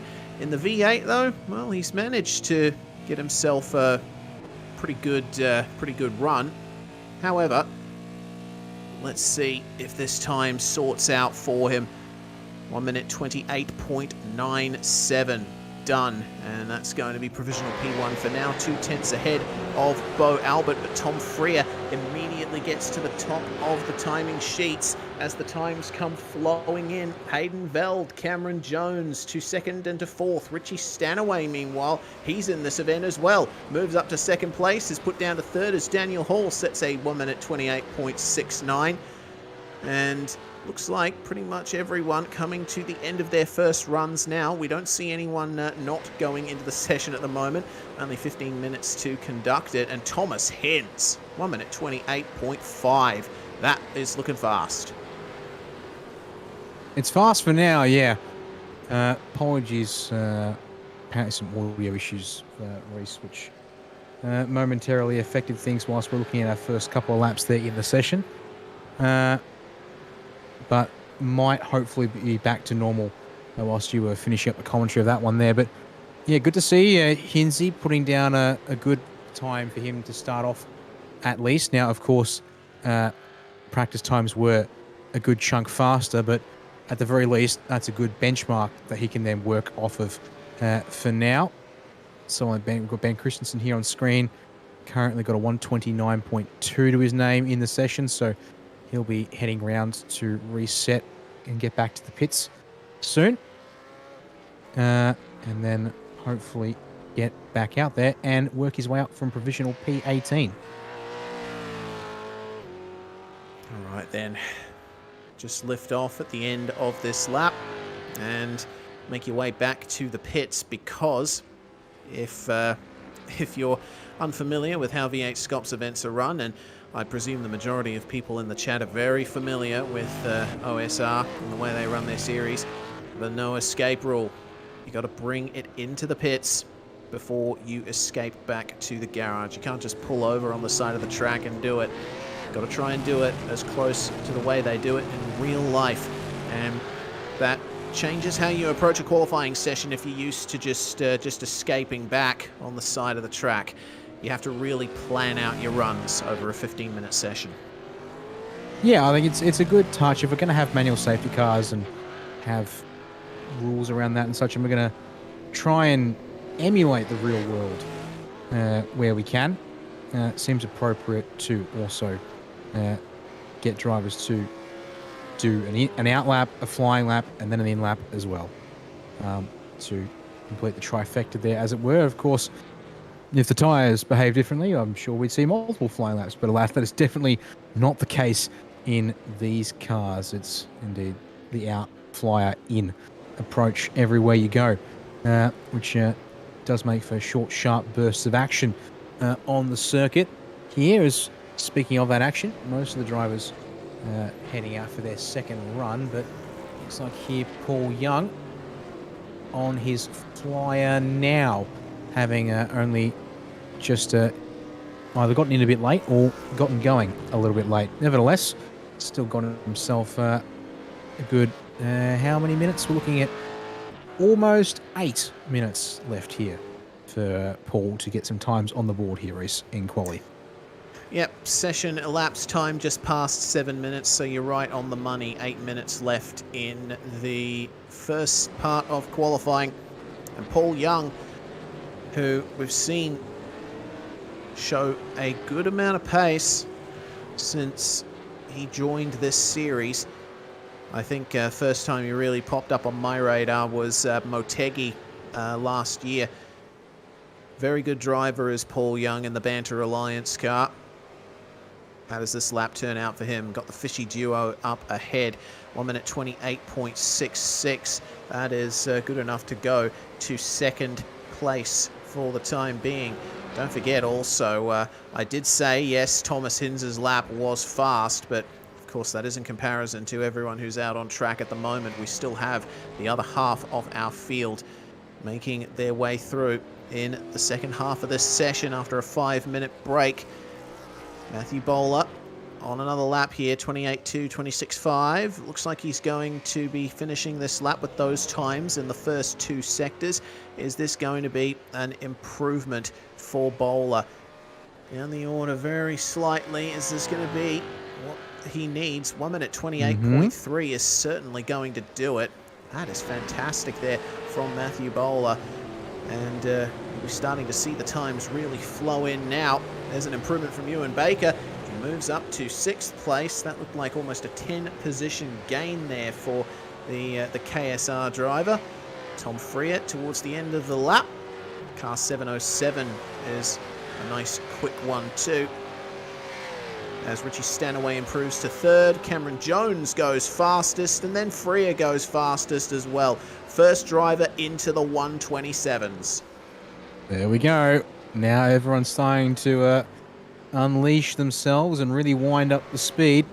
The bankers are on the board. It's now time to go hell for leather and see if a couple of these drivers towards the top of the standings in qualifying so far can maybe unsettle a couple of drivers that'll come out in qualifying group number 2 to improve their starting spot for race number 1. Focusing back on Ben Christensen here for a second. Currently last in the session. That is an improvement. That'll go 28.6. 8.6. I expect him to jump up. They go 13th place. He will go with that lap there. And just on almost 5 minutes left for him to go for another run. Maybe 2 if he can squeeze. Actually, no. He'll get one more run of pole just because you have to do out lap. We still got to do an in lap and then do an out lap and a flyer. So we'll be almost out of time once he does that. In that case, Bo Albert similarly is going to have chance for one more run after this lap here. That was all of the track usage you'd want to use on a flyer. So the line here will go with a 28.68. That will bring him up and displace Ben Christensen for that 13th spot currently. That's the improvement that Bo Albert will have been looking for, with drivers now coming into the pits and prepping for their final run.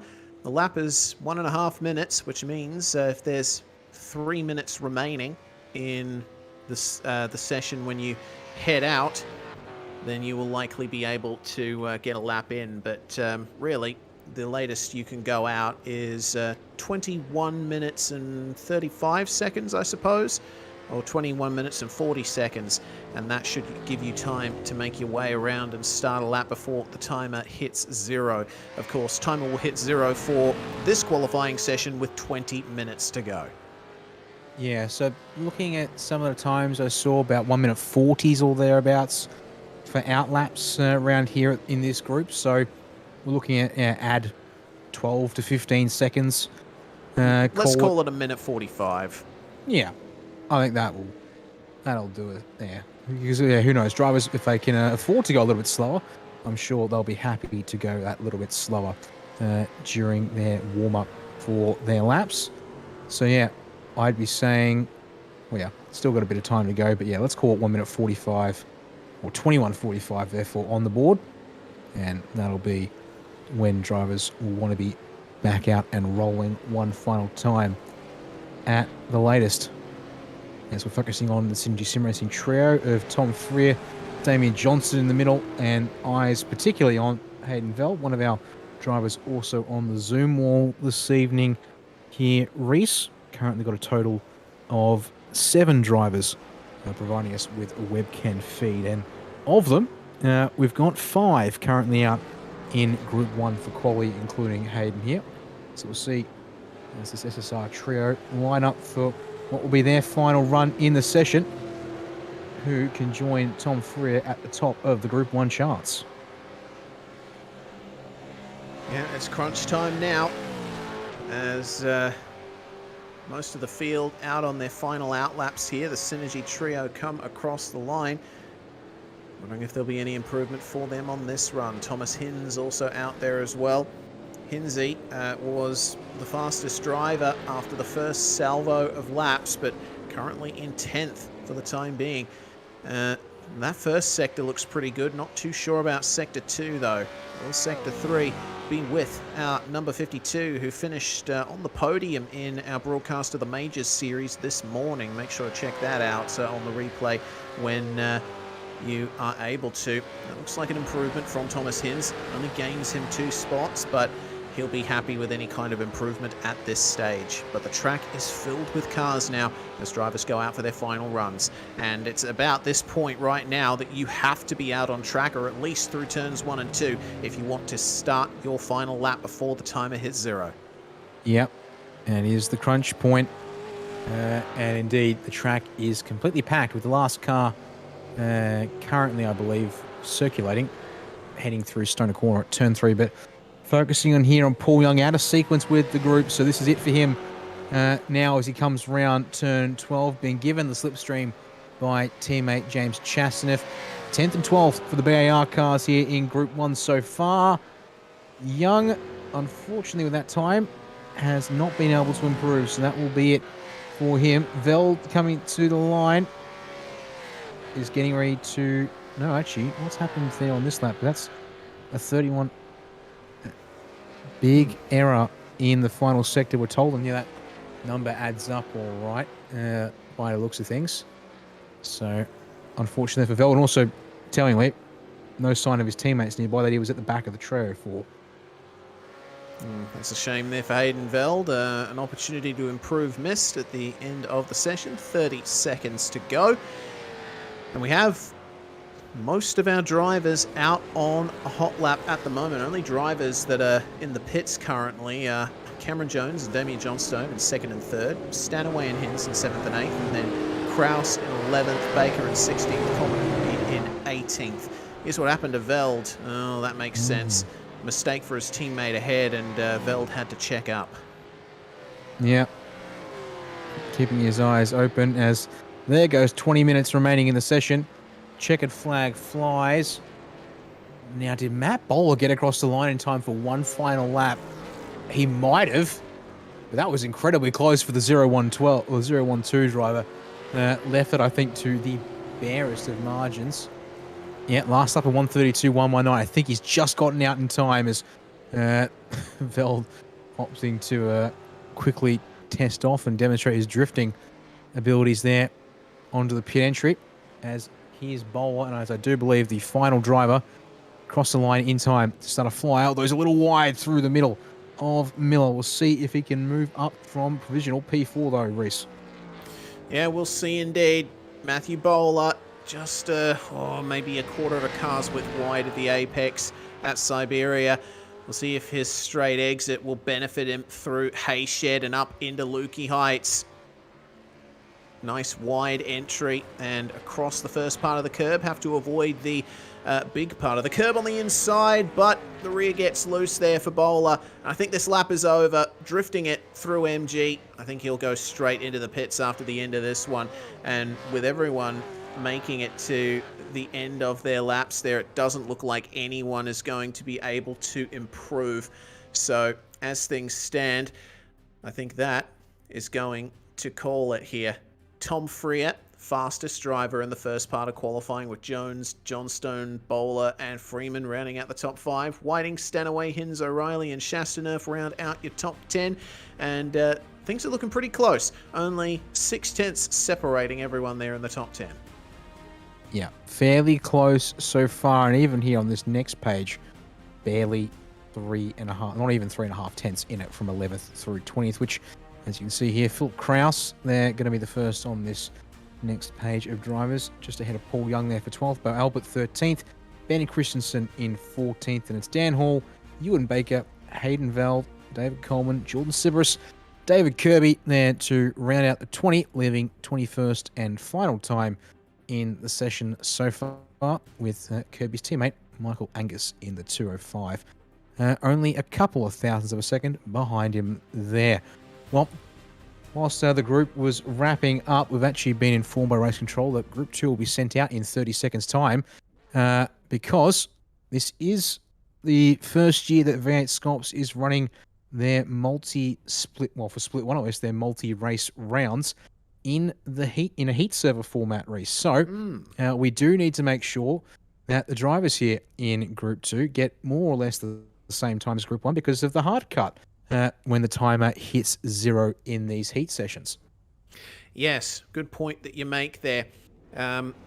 Usually V8SCOPS ran qualifying and then the first race in one server and then race 2 in a second server, but the heat format means that once the timer hits 0, that's it. You are teleported straight back to the garage. And look at Group 1 coming out here. There's barely any space to find a little bit of real estate on the way around this hot lap. But this is what the majority of the drivers want. They'd like to be round about a second behind the car in front so that they get the full benefit of the slipstream for maximum speed down the front straight. But leading the charge is going to be Andrew Gilliam in the 201. And he's pretty much going around there at safety car speeds at the moment. Very slow start here, but there's a reason for that. You often hear talk sometimes of slow out laps, and of course you can't go too slow, otherwise the iRacing sim will ping you. And yeah, 49.0 for the first sector. This is going to take a while for these drivers to make their way around. But I get the feeling that Gilliam is just trying to preserve his tyres here. Someone's not willing to wait, though. Michael Taliancic, yeah, he's moving to the front of the field. But have a look at this. He's going to have some trouble here because Dylan O'Shea is keeping with him. I think at some point he's going to have to let them go, and Gilliam puts the power down for a brief moment. This is going to result in a little bit of an interesting kerfuffle, I think, at the front of this train. Dylan O'Shea doesn't want to be behind the pursuit pair, but he's going to have to yield there. It's Ryan Leonage, as we saw, way back in the pack. And, well, I guess the benefit of that is he will get the full benefit of the slipstream. Here we go then. First time for our second group. And it is the pursuit pair who will lead the way. Yeah, how's that? That lap has taken them almost 2 minutes and 20 seconds to complete. So these times coming onto the board now are going to look absolutely... Well, they're that far off the bottom of the board that we can barely see them there in the bottom 5. But alas, now time to see how these guys can strut their stuff. Track temperature has risen, of course, with dynamic skies making for that effect out here. As we'll watch. Almost wish we could have... It's a shame we can't get the sectors from the fastest driver up at the same time as what we've got for the for Gilliam here, because that would be a fantastic comparison to get a benchmark. We could show live sectors at the same time, but until Gilliam gets a time on the board, we can't do a comparison yet. Alas, out of Siberia, they come all neat and tidy at the front of the group here, Reese, and they'll wind up to speed here through the hay shed before they back it off once again for Rookie Heights and down into MG here. Well, here we go then. It is time. We're about to see the first salvo of laps from our top group, and the track temperature has risen a little bit. It's over 40 degrees Celsius now, which means they might not be able to get as much pace out of these cars as they would otherwise. This is going to make the grid very close, at least I'm hoping. Andrew Gilliam will come across the line, leading Taliancic and O'Shea across, and we'll see who gets provisional pole from here. Gilliam only goes second fastest, O'Shea to fourth, Gardner to seventh, Burke goes to third place, Dylan Rudd pips him there, Jordan Ross goes to seventh now, Briggs slots himself into the mid-20s as Marcelo Rivera on his return to the series goes 15th. Okay, so that time from Tom Freer to start things off turns out is quite quick. It's pretty quick for the conditions, I'd say, Rhys, but also don't forget we saw this in Group 1 as well. Drivers not willing to risk it too much on the opening lap. Get the banker in, and especially for drivers like Gilliam and Rudd and Burke here, they've now set a time that's perfectly competitive, and now they just need to be ready to lift themselves up from there. Dylan Pereira will abort this qualifying lap attempt. Put the 61 Phoenix Racing Team car back in the pits. Well, if you ever needed a reason to reset the car, that might there just be it. Yeah, so Ryan Leonage not happy with his hot lap. Remember, he was in the middle of an ocean of other cars, so that might have messed around with his lap a little bit. Replay of that. It's actually Pereira. My apologies. Getting my Phoenix Racing Team cars confused. He got onto the grass, and, well, that's all she wrote from there. Very easy to lock up on entry into the pits here at the island, and Pereira making his way back out of the pits as just about everyone else comes back in. Yeah, head of the second wave. Now, as you can call it, it's a bit far there for Gilliam. He'll have to back that one into the box for a second, as everyone else will get into their boxes further on back down the lane and head on out once again. So I think he's been curious to watch here because he was seeing drivers in this second group willing to be a lot slower than they were in Group 1. And that track temperature, I'm sure, is playing its part. Just been told in the past couple of minutes, it's gone up another half degree since I checked in on it. So we could easily be 43, maybe 44 degrees by the time we get to the 0-second marker. Because, oh man, if we had a static cam up near turn 2, now would be a good time to show it off. Unfortunately, we do not. But, yeah, have a look at this big pack of cars here as drivers try to make their way through and find their way to the front of this queue. It's always difficult when you come out in a big pack. Like at a track like Phillip Island that has such long straights where slipstream is important, you do want cars in front of you because you'll get the benefit. But whether or not you want to be near the front of the train or the back is an entirely different matter. If you think you can compete for provisional pole or at least a position in the top 10, you wouldn't want to be behind a driver who would likely put a time somewhere between 15th and 20th because your lap would stand a chance of being ruined. Yeah, and I think I have to say we're pretty lucky that right now just about everyone is on this same cycle and that everyone's committing to staying on the same cycle. The exceptions appear to be Dylan Pereira, but also the 84 Sebastian Flock, who's just ran to the final turn ahead of this entire bunch of cars, which this time around will be led once again by Andrew Gilliam in the 201. So up to speed they will go. Time to see now, with bankers on the board for most of these drivers. And in fact, all of these drivers have, except Dylan Pereira is the only one without a truly competitive bank or somewhat banker at the moment. Time to see what everyone can do. On board here now with Sebastian Flock with an updated camera angle for us this week as well. Reese there over the shoulder. We'll see him work his 84 ERT Mustang round this circuit here on this second qualifying lap attempt from Seb. Indeed. Flock is running the new Logitech Direct Drive wheel. Of course, Logitech, a major sponsor of Evolution Racing Team, and also carrying Soldier on branding for one of the long-standing members of that team.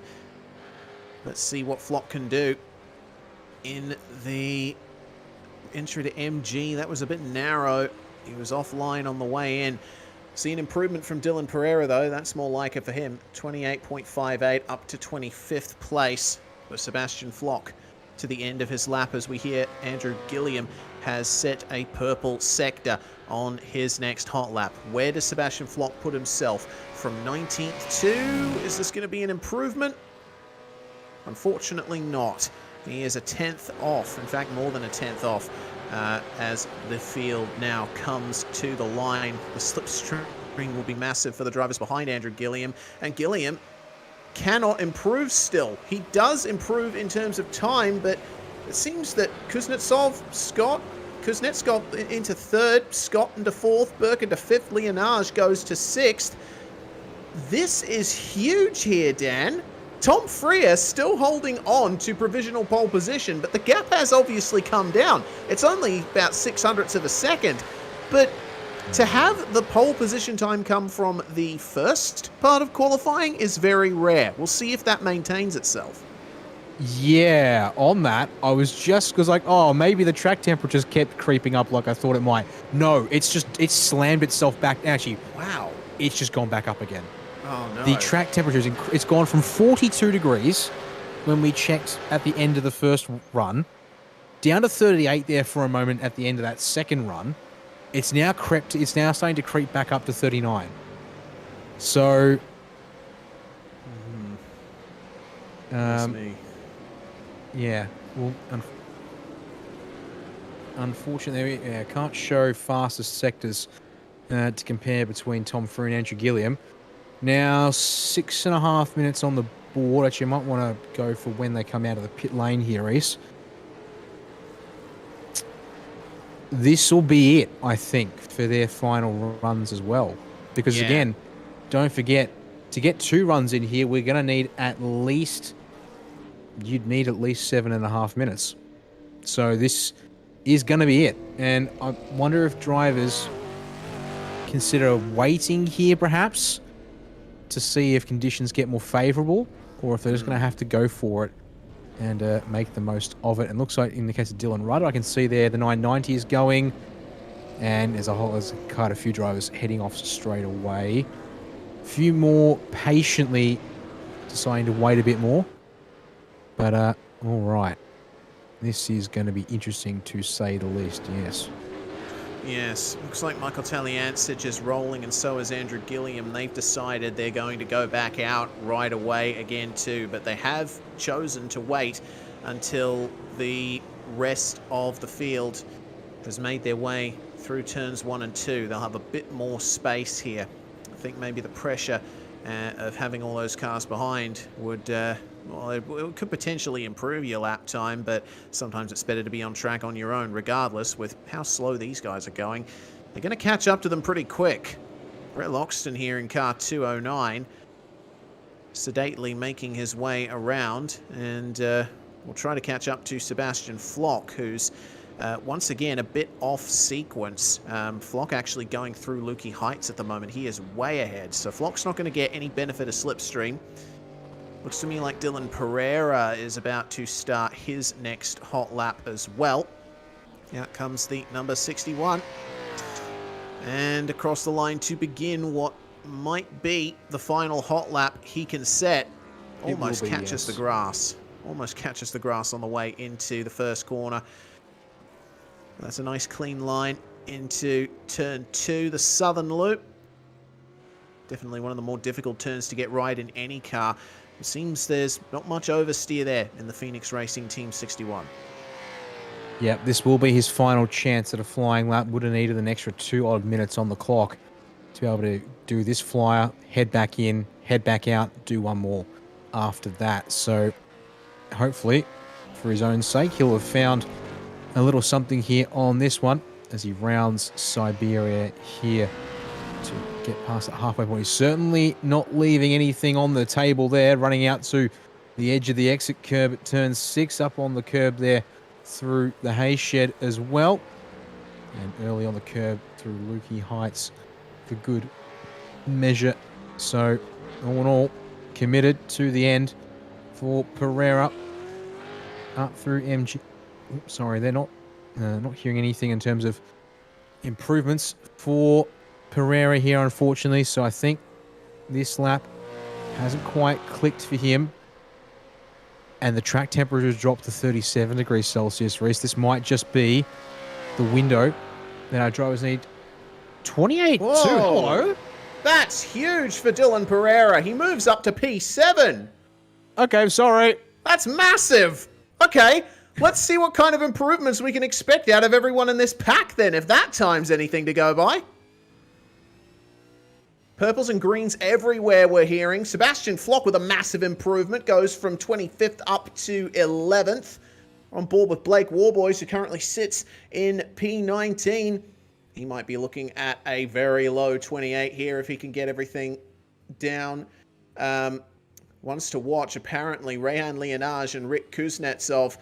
They're coming out of MG at the moment, but the drivers at the front of the train about to make their way out of the final corner here. We'll stay with Blake Warboys as the times roll in.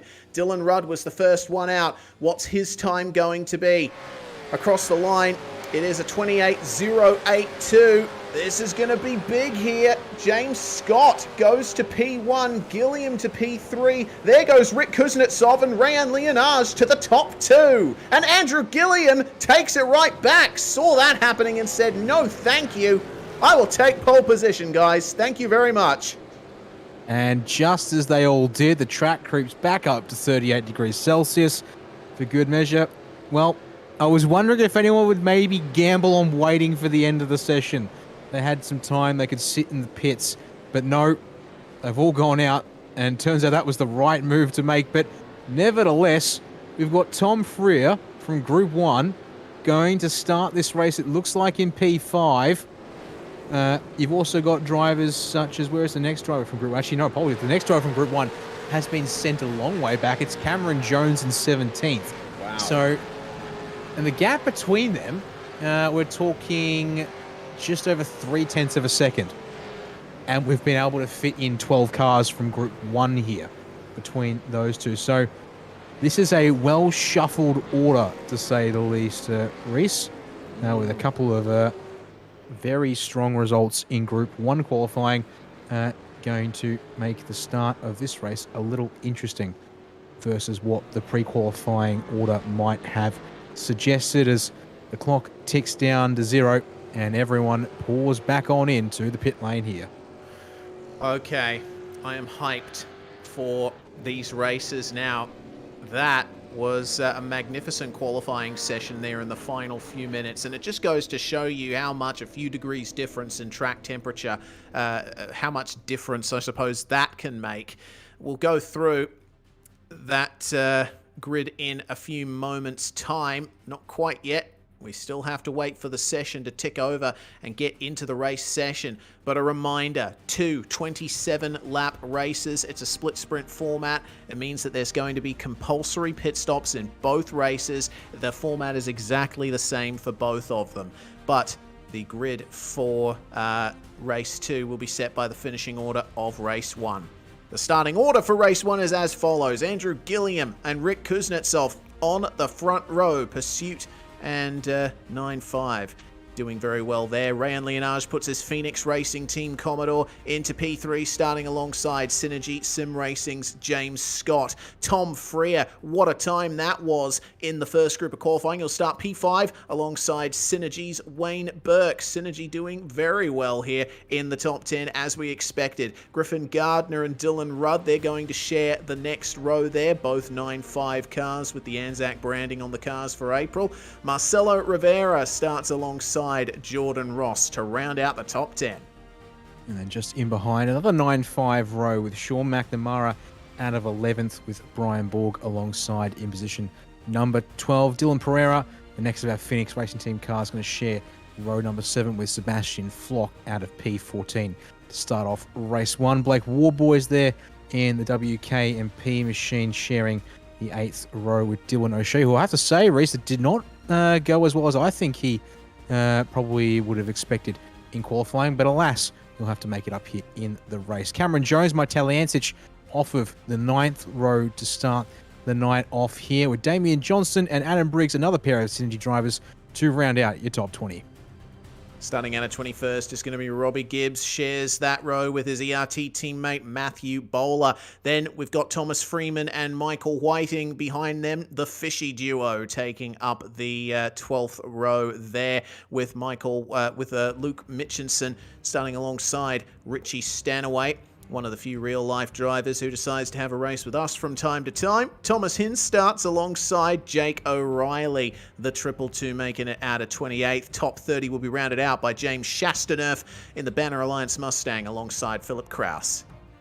It will indeed. Your final 11 drivers for this race are going to be Paul Young and Bo Albert out of 31st and 32nd, with Ben Christensen and Dan Hall just in behind for the 17th row. Ewan Baker and Hayden Veld will be out of 35th and 36th, and for Hayden Veld, they're definitely a case of what could have been. Going to have a lot of work to do from towards the back. David Coleman, the split 2 race winner, gets out of 37 for this one. Going to be sharing that row with Jordan Sybaris.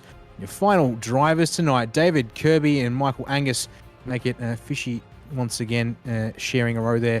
The 20th row with the 41st and final starter going to be Brett Loxton there in the 209. And therefore, we now just wait for the clock to tick down, but it won't be too much longer because we've timed that one, I think, pretty nicely here, Reese.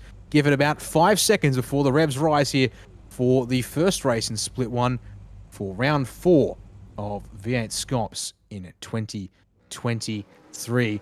There we go. Revs are up. We wait for Barney to give the green flag to get this night of racing underway here in Split 1.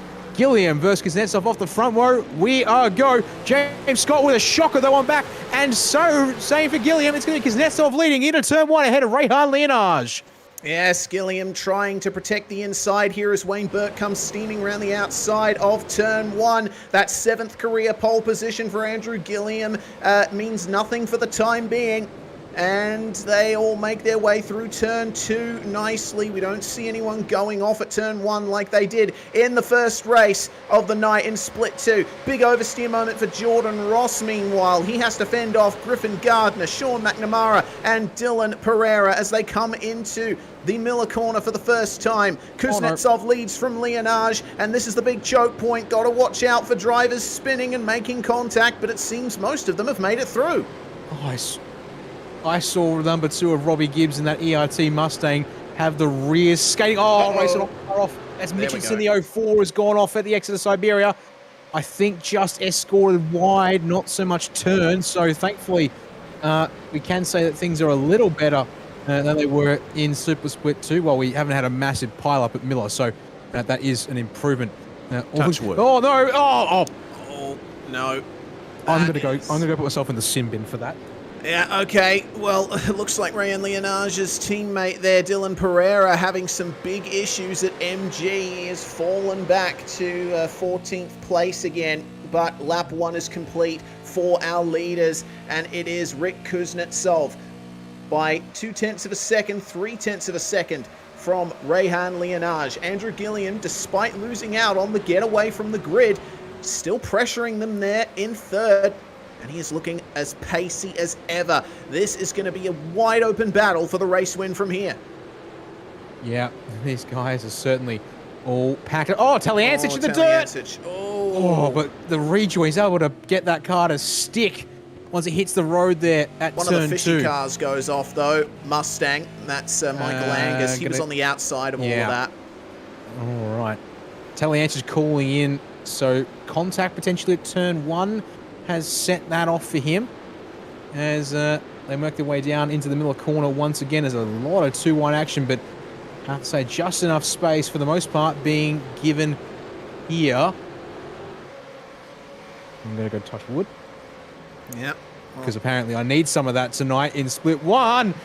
Because Brian Borg decides he's going to shove the nose almost up the inside of Gibbs at the hay shed. We need some old growth forest at this stage. Goodness me. I can confirm that the call-in for race control from Michael Taliancic was for contact with Richie Stanaway. Stanaway was on the inside of turn 1, and unfortunately they tapped each other. We'll be on board here with Robbie Gibbs for our first replay of the race, and yeah, Jay called it out, you called it out. How did he pull this up at Miller? Oh, goodness me. There was some rear-end contact there, and wow, that was...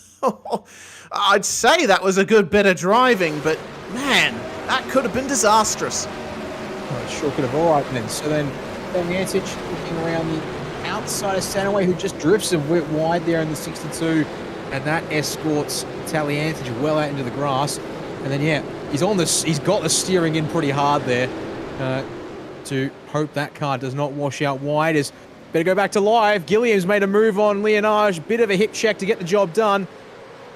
And the move is complete for P2 at least, but now Leonage has got Burke trying to hang it around the outside Siberia, but that's not going to work out for the 89 and opens the door for Dylan Rudd. He'll have to go the long way around the hay shed, but then that's the inside for Lukey Heights if they can hang on. No, he's not given enough space there to make that too wide through the hay shed. So the 990 will have to stay in 5th place for now, Reese, as we look out the back of the 79 of Leonage, along with his shot out the cockpit in front of his car. And you can see just how little steering input Leonage needs through the second last corner. That's one of the turns where you let the throttle steer the car for you. So hard the tyres have to be pushed around here. And that is the end of lap 3 complete. Kuznetsov starting to get away here, enjoys about half a second's gap over Andrew Gilliam.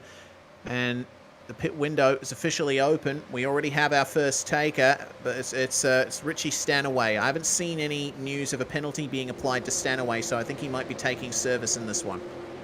Yep, and he's gone into his box and up on the jacks, so that adds up there indeed. There's the rest of the field, though, opts to carry on here. No one else opting on that early gambit, and indeed 9 seconds stationary for the 62. Definitely is a nice, quick and simple tyre change there for that car. Dylan O'Shea and Pereira get involved down at Miller Corner in the 61. Stalls out for a sec before he gets going. Again, he's got to be careful because I saw almost 3 wide there on the road. They sort that out as he rejoins. But Pereira goes a long way down the order with that from 16th. Let's have a look at this here. Oh no, and he was going for a move on O'Shea in, way too hot for the 61. Yeah, the two Dylans coming together there, and I think Pereira will be the one deemed at fault for that. You saw an ever so slight lockup. He was trying to keep the tyre grip up, but yeah, I think that was just way too deep for that move to work. Real shame. Well, at the very least, this is better than what happened in Split 2. We still have an absolute freight train of cars at the front of the field here. This battle, and that's cars deemed within a second of each other, goes all the way back from Rick Kuznetsov in the lead to James Scott in 12th. This is fantastic to start this off. It looks like there was a change for position between Robbie Gibbs and Matthew Bowler. Looks like Gibbs has made his way up into 13th spot, but they have lost some time to Brian Borg and Cameron Jones in 15th and 16th. So, yeah, that's a tall graphic for the battle for first, isn't it? It sure is, and critically, James Scott has, I think, made... Oh, Rivera's dropping down the order in the group. Uh-oh. Oh, no, the number 39 ERT driver. Well, make that 11 drivers fighting over the lead of this race in the early days, as we then take a moment to look at who's been making the most moves in this one so far, and the answer is now a joint between Phillip Krause and number 99 there, up 9 spots, but same for Hayden Vell. Both drivers coming from 30th or lower and looking to work forward. So far, so good for the pair of them. With, I think I just saw there for a second, Robbie Gibbs and Matthew Bowler, the ERT pairing there. They're both up 8. So they've been also on the charge in this one so far, as Jacob O'Reilly loses the spot to Dan Hall through Lukey Heights, but the doors open at MG. It's going to allow for O'Reilly to re-challenge. Oh, that's a tap. Bit of a hit check there indeed. It now opens the door for Bo Albert and Taliantic to set up and make some moves of their own here through the final corner as well.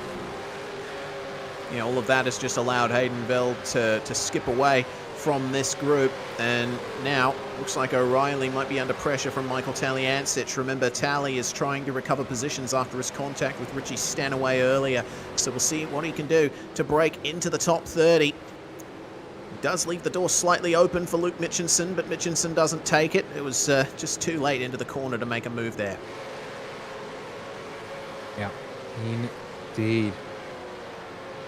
To watch this group coming down into the middle corner, side by side there, just ahead of our cameras between Albert, and that will be Dan Hall. That's actually caused Hall to also now be back under pressure from Jacob O'Reilly, who can't hang around the outside of Siberia. Pretty hard to do so in a car like this, and Taliancic will say, thank you. I need no further introduction to your place in the order as well as confirmation from race control. They're going to hand out a 5-second penalty to the number 61, Dylan Pereira, for that contact with Dylan O'Shea. Yeah, that's a shame there. But race control making a fair decision, I think. Griffin Gardner in 8th place, chasing down Jordan Ross. He's got the Synergy pair up ahead, and these two have a bit of a gap to Freer, who's just hanging on to the top 5 battle. This is a 5-car train for 7th place. Griffin Gardner, Sean McNamara, Blake Warboys, and James Scott. And we see that Brian Borg is having some adventures of his own here in this pack. Thomas Freeman up ahead of him now, and could potentially see Damien Johnstone trying for a move at Miller Corner. Will he pull out and get it done? He does have a look, and up the inside goes the 033. And Thomas Freeman saw him coming there, decided to go a little wide, give him some room, and they all make it out in one piece. Thank goodness for that. Yep, move made on Ryan Borg directly. Freeman able to position himself to cover his spot off, it seems. As we look back to the front of the field, so it's the battle for second, it seems, with almost a second between your leader, Kuznetsov, and Gilliam in that 2:01. We're going to bring up, as you see, last lap times from this bunch. And, well, despite that gap growing slightly there at the front race, it looks like, yeah, fastest cars in the group. Dylan Rudd, P5. Tom Freer in P6, dipping into the 129s as this next lap comes across, and going to be P1, P2 that sneak into the 29s this time by. Yeah, looks like Andrew Gilliam can't do much at the moment to overcome Rick Kuznetsov. Kuznetsov, fastest car on track that time, as we see our second driver come in for a pit stop. Thomas Hinz bringing it out early here. Actually, more than 2 drivers have pitted so far. We've seen Ben Christensen and Brett Loxton, as well as Michael Angus, come in as well. My apologies for that Gardner gaff. There's already been a few today. But this will be interesting here. Going to be going long on the second tyre stint for the drivers that have pitted already. Will that benefit them? Might in the mid-race. They'll come out behind the pack when everyone's still close together and potentially get a clear track. If you go long on the first tyre stint, you run the risk of running into a bit of traffic when you come out of the pits, and you might not be able to nail the lap times as much as you'd want. I guess it all depends on where you are in the field. Hinsey was running down the order a little, so I think it makes sense that he just dips out, gets a fresh set of rubber on that car, and decides to pound out a good few lap times. Yeah, although with temperatures in this race now up at the 43 degrees Celsius, I was kind of thinking we might see in qualifying. Curious, not a lot of takers still. Stanaway has come out the leader of those who have pitted so far, but is still in a world of his own of sorts, Reese. As, oh, hang on, not a 5-second pit time penalty for Dylan Pereira. Make that a drive-through penalty for the 61 he's just received and been issued. No, for contact on lap 4. I'm just confirming with producer Jake Kennedy. So, in fact, turns out that there's 2 incidents under investigation for Dylan Pereira, one on lap 1 and the other on lap 4.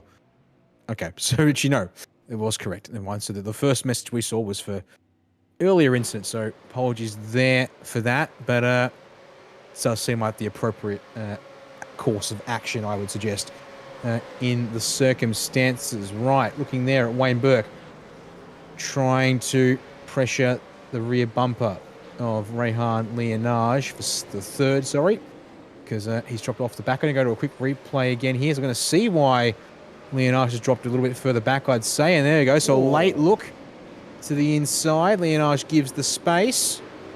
And looks like Reese, he'll hang around the inside, well, becomes the inside for Siberia and keeps hold of the spot. But that drops him off the rear bumper of the top 2. It does indeed, and he'll be losing a lot of slipstream benefit from that, and we see Berkey take advantage of that. Up the inside in turn 1, Leonage gives him just enough room and not an inch more. as they move into Southern Loop. Leonage is eyes forward, a little bit of contact, and have a look at who takes advantage. Dylan Rudd tries up the inside of Burke, but a little bit of contact ruins his momentum. And now Tom Freer might have a chance here. Oh, it was a good run, but unfortunately didn't switch out in time to avoid making contact with Rudd. Let's take it easy here. Two Synergy cars with a 9.5 car in the middle. There's potential for this to get ugly, but these guys are all, I think, very familiar with each other. Speaking of 9.5 cars, that is Sean McNamara, the owner of 9.5 Sim Sports, making a move on James Scott. He just got lunged by Scott at the Miller corner. Was able to hang it around the outside despite the contact, though, which pushed them both pretty deep. Blake Warboys almost had a nibble at the right rear corner of the 088 as well in the process. But yeah, McNamara outside becomes inside. Place stays his for now. But with the way Scott was looking for it, I'm sure he'll be trying to push forward some more in pretty rapid order here. And given that he hasn't really been able to make progress back towards the front. Oh, bit of an issue between Dylan O'Shea and Paul Young off the exit of turn 11, but Young, oh no, Dan Hall into the wall on the exit of MG whilst we're talking here. Oh dear, Hall was in 30th place at the start of the previous lap. Looks like that's rear end contact from Jordan Siberis, who was trying to hold the inside, and as they tracked out of MG, unfortunately turned Daniel Hall around. Well, the Banter Alliance cars are in the pits as we check out what happened between Daniel Hall and Jordan Siberis. It looks like this wasn't the first of Daniel Hall's issues. Very wide off Lukey Heights and spins in front of the Simagic car. And that's what brings Siberis into it. And Jordan's probably thinking, okay, I can take advantage of this, but hard on the inside. Hall turns in, and on the exit, a little bit of rear quarter contact. That's all she wrote. Yeah, from that angle, though, it looks as though Siberis was really tracking out a fair bit to the left side of the road before the contact was made. And then again, that's the job of race control. Look at that one there and tell us what actually happened, since we've got plenty of racing live to focus on here. This group from third on back now. That Gilliam is dropped slightly from the leader, and Leonage dropped a little bit more as well from Gilliam. The increasing pressure of Burke not helping that group get back into order here. And while they're all scrapping, it's bringing Blake Warboys in a little closer to the picture. On board here with the WKMP Sim Sports number 63 Mustang. Reese, he works his way down into turn 1 and tries to continue following James Scott here. Damien Johnstone falling down the order. He's coming into the pit lane as we stay with Blake Warboys. This is quite the fight that Blake will be having as we move forward to Adam Briggs in car number 72. Matthew Bowler just behind him. Nice battle for 14th and 15th at the moment. And these two, one of the majority of the cars that still have yet to come into the lane. We're rapidly approaching the halfway point, and I think that's when drivers will be deciding to come in. It's looking like everyone will be going at least until the halfway point, and looks like Hayden Veld has a little bit of company now, not just in sim, but beside him as well. Yes. Has been around before on the Zoom calls in races previous. When checking Hayden Veld, we actually might want to just take a moment to look just up the road from Veld, because Phillip Krause and Michael Whiting were going side by side, not 2 spots up ahead, and they nearly went to tears, thankfully. Berkey Leonage, here goes Rehan into the pits. But yeah, there's also this scrapping for third that's on as well. So there you go, gets it down into the pit lane on the limiter. Nice and steady there for the 79. He can focus on his pit stop as, more takers to the pit lane further on. Dylan Rudd's through on Wayne Burke in all of this process as well here, Reese. So there we go. Slight check-up for the 89 following the 79 off of turn 11.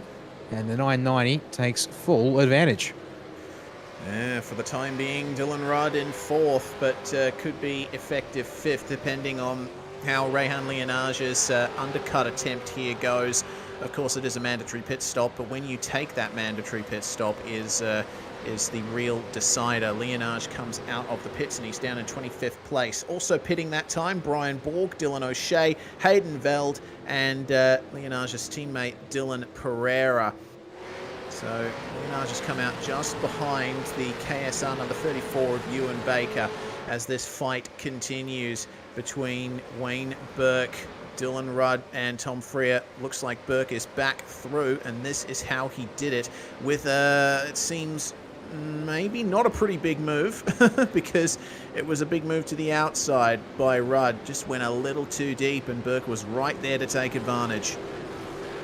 He sure was, as we've just been told to check back at the front of the field, and definitely a good time to do so because the gap's gone from 1.2 seconds down to under 0.7 of a second between your leader Rick Kuznetsov and Andrew Gilliam in the 888 and 201 machines respectively. As there we go, the 9.5 cars peel on into the lane as a little group there. So Rudd, Gardner and Mac Namara make it 6 on the lane, because we then had Bowler and Flock.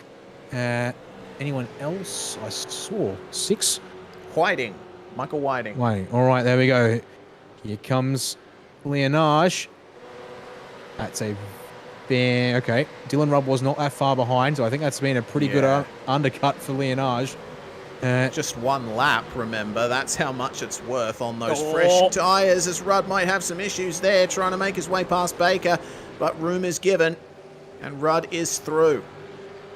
He was not waiting around for an invitation. He made that invitation work, I think, there, and that's actually quite telling. Both the pit transit, the pit lane time, as well as the stationary pit box time there, Reese. Advantage Leonage in both respects. So that will have helped, as well as not being, well, obviously wasn't behind the 34 of Ewan Baker for all that long there on the outlap, but I think a little bit more challenging there, that enforcing it up the inside for turn 2 in that particular instance. As we in comes Kuznetsov. Indeed, there we go. So more shuffling happening. Jordan Sybaris, meanwhile, has received a drive-through penalty for contact on lap number 10, which will be for the incident. Well, was the incident with Dan Hall. There we go. Host of drivers in. Now, where does Leonage end up in all of this, I wonder, Reese? Was P3. Kuznetsov just off the jacks. Leonage is going to go through into the effective lead. That undercut was perfectly executed there by Rehan Leonage. And interesting to note, Leonage's lane time, about 30.5 seconds. Kuznetsov, 35 second. He must have missed his pit box. Must have missed his pit box. I'll double check. He's really lost out. Griffin Gardner and Dylan Rudd are ahead of him now too. This is big here for the 888 of Kuznetsov. That is brutal, not just missing his... Now, unfortunately, that would be fine, right? The engine stalled out on him as well. That's why it takes him a good 2 or 3 seconds to reverse it up. That's devastating. So, sort of, cruelty, you see a pain on top of the pain there for the driver of the 888 machine that had looked in control of the field. Richie Senaway and Michael Whiting, though, what has happened to the two of them? Oh, dear. That's at Miller, and careful on the re-entry, Richie. Fortunately, they managed to avoid him, and he gets back going. But it looks like that might have been contact at the hairpin there. But who allegedly would be at fault? I've gone back and checked, and actually, it might be neither of them, because well, actually, maybe the 025 is the one to blame for this one. Tried to go to the inside of Bo Albert, but was just too deep into the corner, and poor Richie was an innocent victim there. The call over the radio was for moving under brakes. So we'll see if that's agreed upon by race control in due course. Still 4 cars at the front yet to pit. I'm surprised Gilliam's going to go this long, Reese, because we've now seen Leonage get out in what we expect to be the effective lead of this one here, but we'll talk about that in a second. As Ben Christensen looking to the inside of Stanaway. Not a move going to be there just yet. Oh, look at that there for Hayden Veld also. We noted early in the race that Hayden Veld made some really good progress forward. He came into the pits 4 laps ago. And, has had a bad pit stop time-wise. As Phillip Krause around at Miller Corner, whilst all these drivers are coming through. Dan, I want to ask you a question. Mm-hmm, yeah. What is the pit delta time here? Would you say it's around 32 seconds? I'm going to say, looking at around because Rehan Leonage was under 30 seconds behind Andrew Gilliam when he came in. This could be close. I'm going to say the delta's on about 30 seconds here. Leonage behind the timing towers at speed. He's going to get him. He's going to be close, I think, actually. No, he's going to get him. He's going to get him. Closer than all the other ones so far in this race, but indeed gets him by a second into turn 1. And there we go. The order shuffled at the top. Now only Talliancic yet left to pit. But look at that there. Phoenix from Pursuit and then 9.5, 9.5, 9.5. So if they can make sure they are lined up and ready to roll, they've got 3 drivers getting ready to work together on this one here as Kuznetsov gets his way past teammate Griffin Gardner. And they've also got Sean McNamara in the background of shot, who I'm sure would be delighted to help play a part in all of this too. So bring in the numbers and also laying them up in a row for good measure. Meanwhile, more news from race control. Incident involving Richie Stanaway on lap 10 has resulted in a drive-through penalty for the number 62 machine there, Reece. I believe that might be... Was that the contact with Mike Talliancic? I'm not sure, but we'll have to think about that later because Andrew Gilliam on the fresh tyres now gets the lead back from Rehan Leonage. That shows you how much new rubber is worth as the track is over 40 degrees Celsius at the moment. And Gilliam just puts the power down nicely. Rehan Leonage was probably driving that thing very hard. Okay, so it wasn't for the contact with Talliancic, actually. This was Thomas Hinz making the move on Stanaway at Lukey Heights. And then, oh dear, Stanaway on the brakes a bit too late, loses the rear and makes rear-end contact with Thomas Hinz. That's not an ideal situation.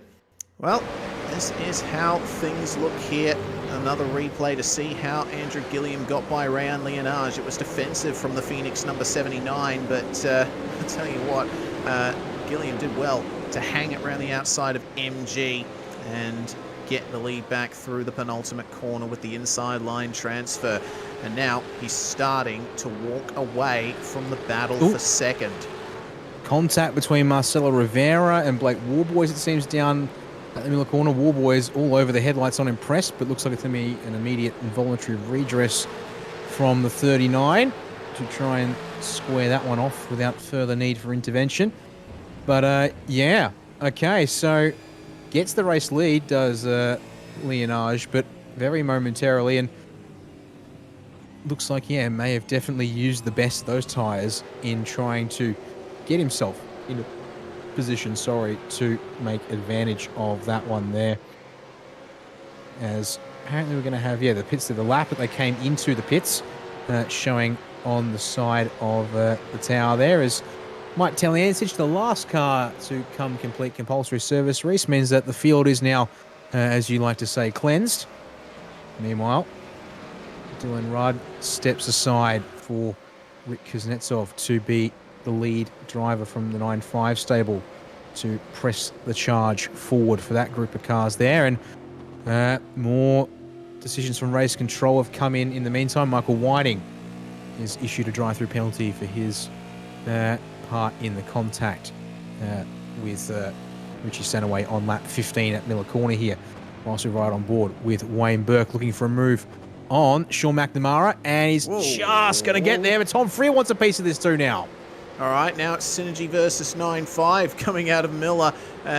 Seems to me like McNamara with the inside line for Siberia gets it defended nicely, But now he's still got 2 Synergy Mustangs behind him, Freer and Ross as well. Jordan Ross is desperately trying to gain something in this race. He's still in the position he started in, and that's 10th. So some interesting fortunes for Synergy and 9.5 here. Tell you what, Rick Kuznetsov up ahead, speaking of 9.5, is right on the bumper of Rehan Leonage. Well, he was at least. The gap is extended coming into the final corner, but we'll see what the slipstream is like for the 888. Remember, he was the fastest of the 9.5 cars and actually led the race for a time. Here comes Rick Kuznetsov to try and take Rehan Leonage out of second place. And up the inside, Leonage is going to hold it round the outside. I'm amazed at how much spatial awareness Leonage seems to have when he's having to defend moves like that. It feels like he knows exactly how much room to give. Just enough space for his car there. Yeah, made sure to stay as much as he could within the racing line. He has to go defensive again through Stoner. And that means that Kuznetsov's ahead on the way in under brakes. Oh, that's a bit sideways for Leonage on the zoom feed. Just ahead of what we're seeing from the session capture here. Means that Kuznetsov's alongside again. Surely here at Siberia. Leonage comes out a nose ahead, but again, outside run. Traction for the 888 seems to be far superior to what Rehan has got underneath him in the 79 Phoenix Racing entry. And now he is very much in the middle of a 9.5 sandwich. It has opened up the advantage for Andrew Gilliam at the front of this field. He's absolutely probably loving what he's seeing in the rearview mirrors as Rehan continues to fight, but I now feel like a top 5 finish is probably for the best if things continue as they have been in these last 2 laps or so since everyone else came into the pits race. Can I just say big props to both Kuznetsov and Leonage for racing as closely as they did while keeping it clean. That's exactly what we want to see. I get the feeling if we saw those kinds of moves in Split 2, we would have seen cars off the track. So really speaks to the awareness of the drivers involved in that battle. We move on, though, to the 72 of Adam Briggs, still trying to get past Blake Warboys here. Don't forget that Warboys had his issues a little earlier with Marcelo Rivera, and he's lost a bit of time here. Briggsy might just go for it at Miller. He does pull out and go for the move. Warboys late on the brakes though as well. Has to give room to the 72, and that is move complete for Briggsy. That is textbook stuff. Warboys now back into 14th place, but I think it's still a really good improvement for Blake. Remember, he started in 15th spot. He's still at least up 1 position on where he started. Yeah, outside the top 3 and a couple other drivers such as Jordan Ross and Cameron Jones. Oh dear, trouble for Leonage. Uh-oh. Down at MG. He's lost the spot to Griffin Gardner now. And James Scott is on the gearbox along with Wayne Burke. Now, I'll have a quick look at this one here real quick. I think it's just a case like a bit of contact. Oh, Dylan Rudd. Okay, was actually still in behind. It was only and minor. It was only minor, though. Leonage did well to hold on to it, but yeah, slight tap to the rear sent Leonage wide. All right.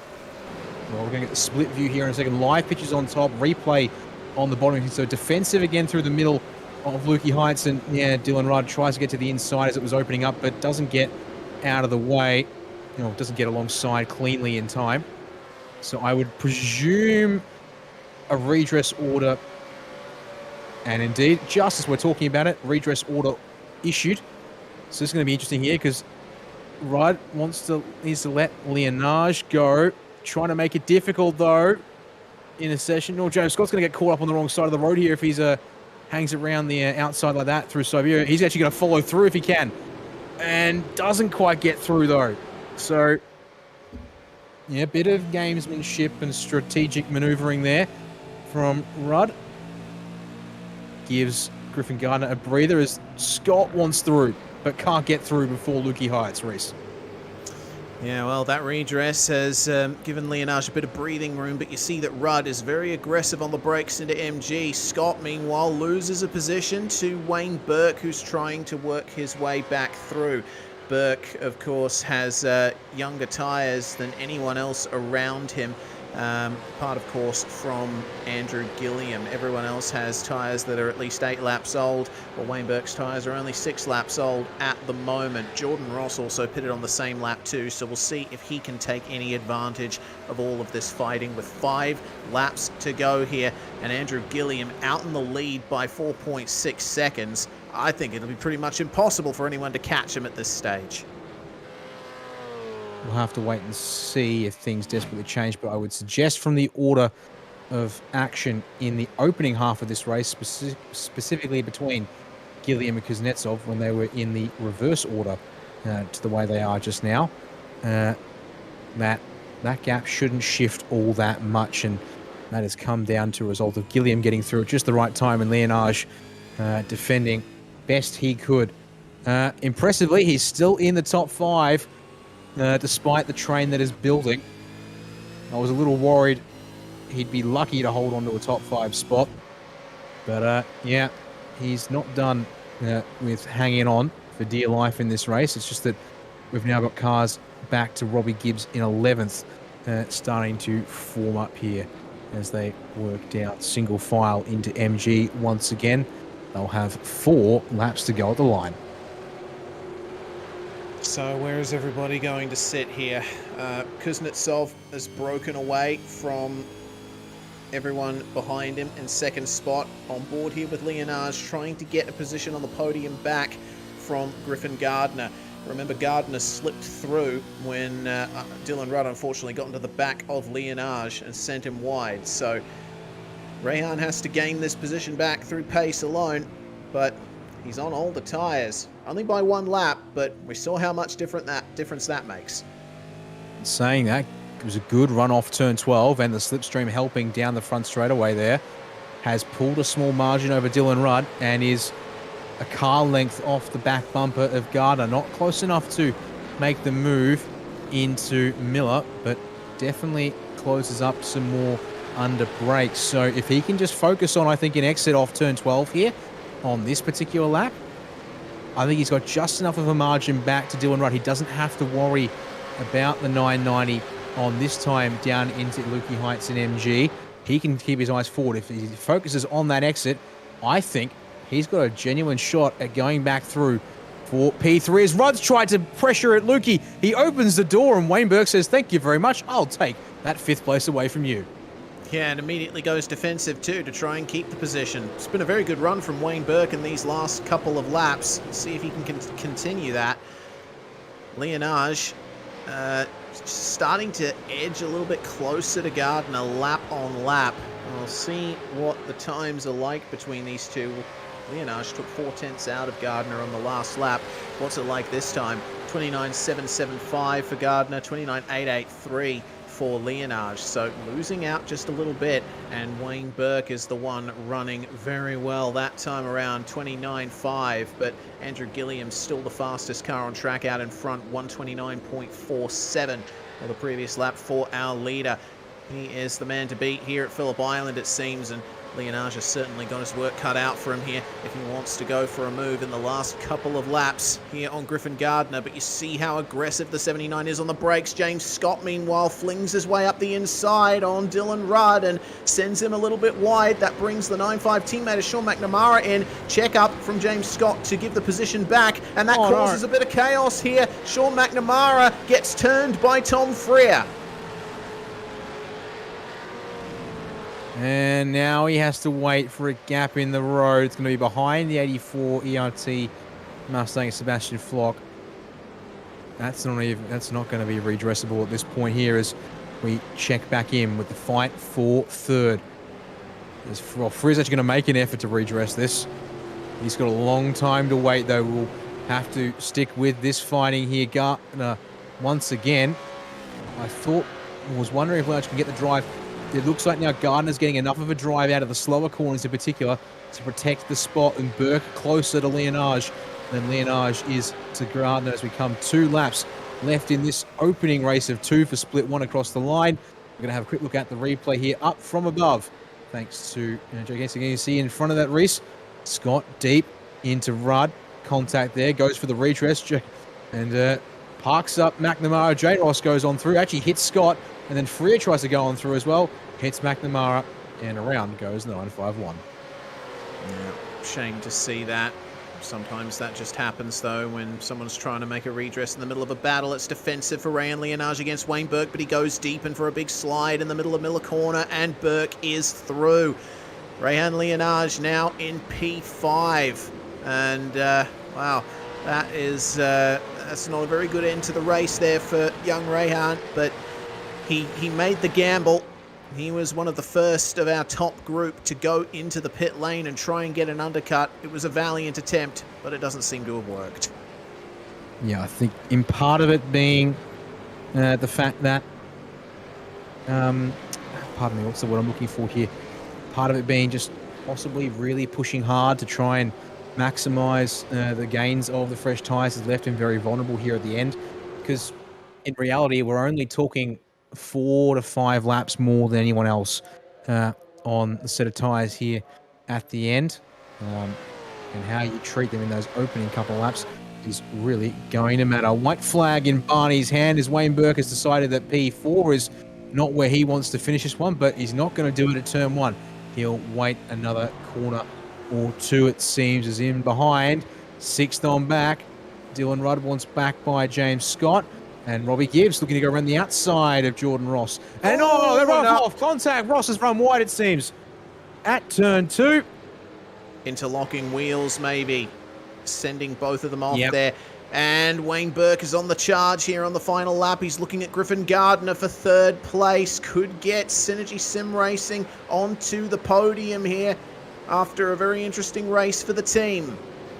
This is going to be a very intense final half for the last lap of this first race here in Split 1 of V8SCOPS at Phillip Island.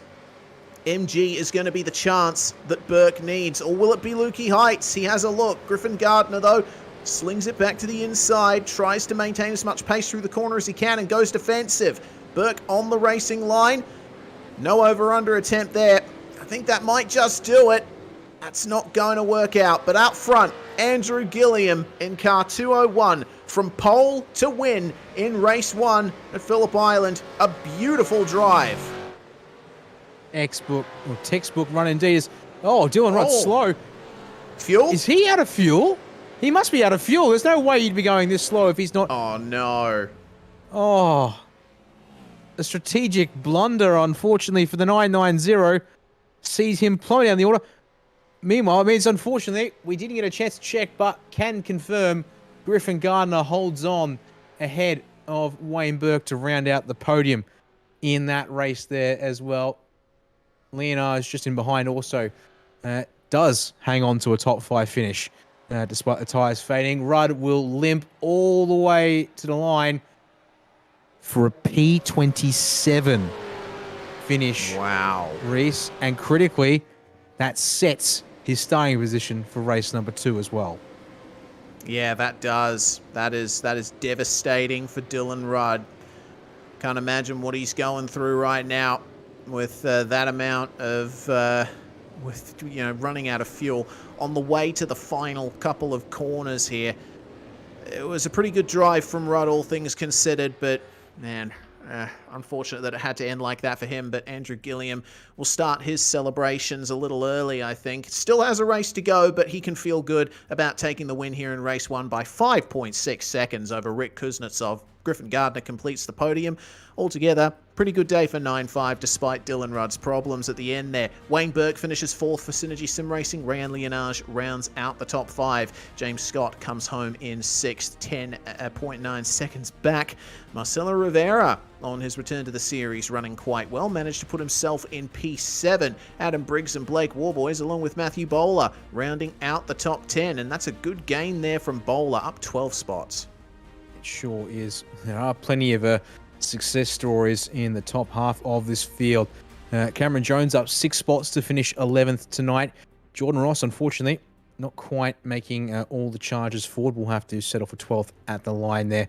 Another driver stepping forward. Robbie Gibbs up 9 spots to 13th. And Sebastian Flock holding down his 14th place to finish there after race number 1. Thomas Freeman charging forward from 23rd will end up 15th there, just ahead of Brian Borg in 16th. Unfortunately, another driver to step backwards tonight. Likewise, Sean McNamara, but that wasn't of his own volition there late in the race for the 951. 17th will be where he ends up at the very least. Tom Freer does redress in behind him whilst we were looking further up the order. So good to see Tom make that effort there on the track voluntarily.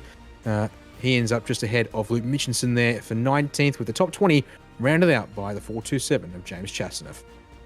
Michael Taliancic had a pretty rough one, comes home 21st ahead of Paul Young. Bo Albert as well, doing it tough, getting involved in an incident completely not of his own doing at the hairpin there, and 23rd in the end.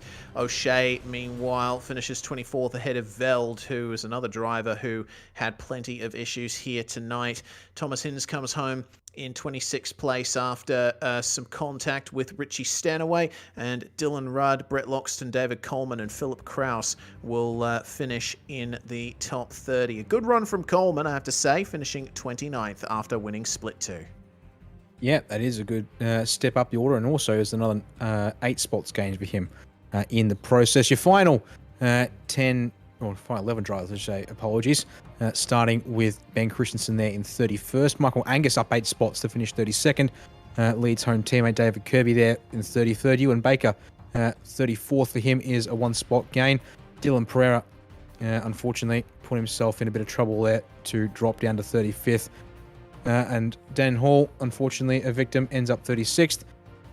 Drop for Michael Whiting back to 37th as well, thanks to the incident that he was involved in there.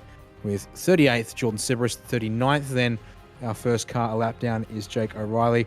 And your 2 retirements, Richie Stanaway and Damian Johnston, to round out our 41 starters for race number 1 here, Reese. Well, going to take a quick break here before we get underway for race number 2. Hopefully, when we come back, though, we'll have a quick chat with our race 1 winner, Andrew Gilliam. But we might take a little breather here now and be back with you in a couple of moments after this short break here on SimSpeed TV. Racing isn't easy, but experiencing it is. iRacing puts you in the driver's seat with the industry's leading sim racing game. Drive on laser scan replicas of the greatest racing circuits from around the world.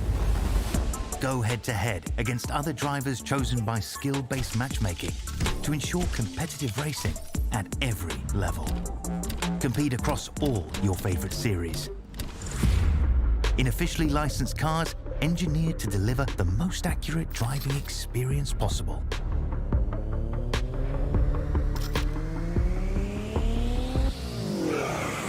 Join a race or host your own with players from across the globe. Race against the computer or in a league with friends. Feel the thrill behind the wheel. Visit iRacing.com.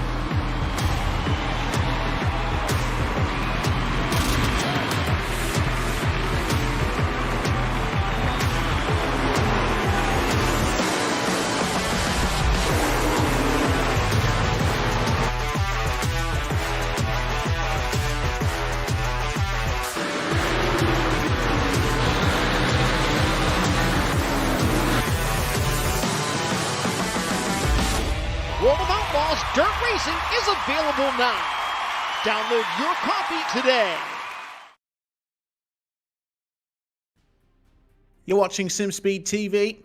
It is V8SCOPS 2023, and that was a fascinating Split 1 Race 1 here for round 4 at Phillip Island Circuit. Andrew Gilliam taking a magnificent win there.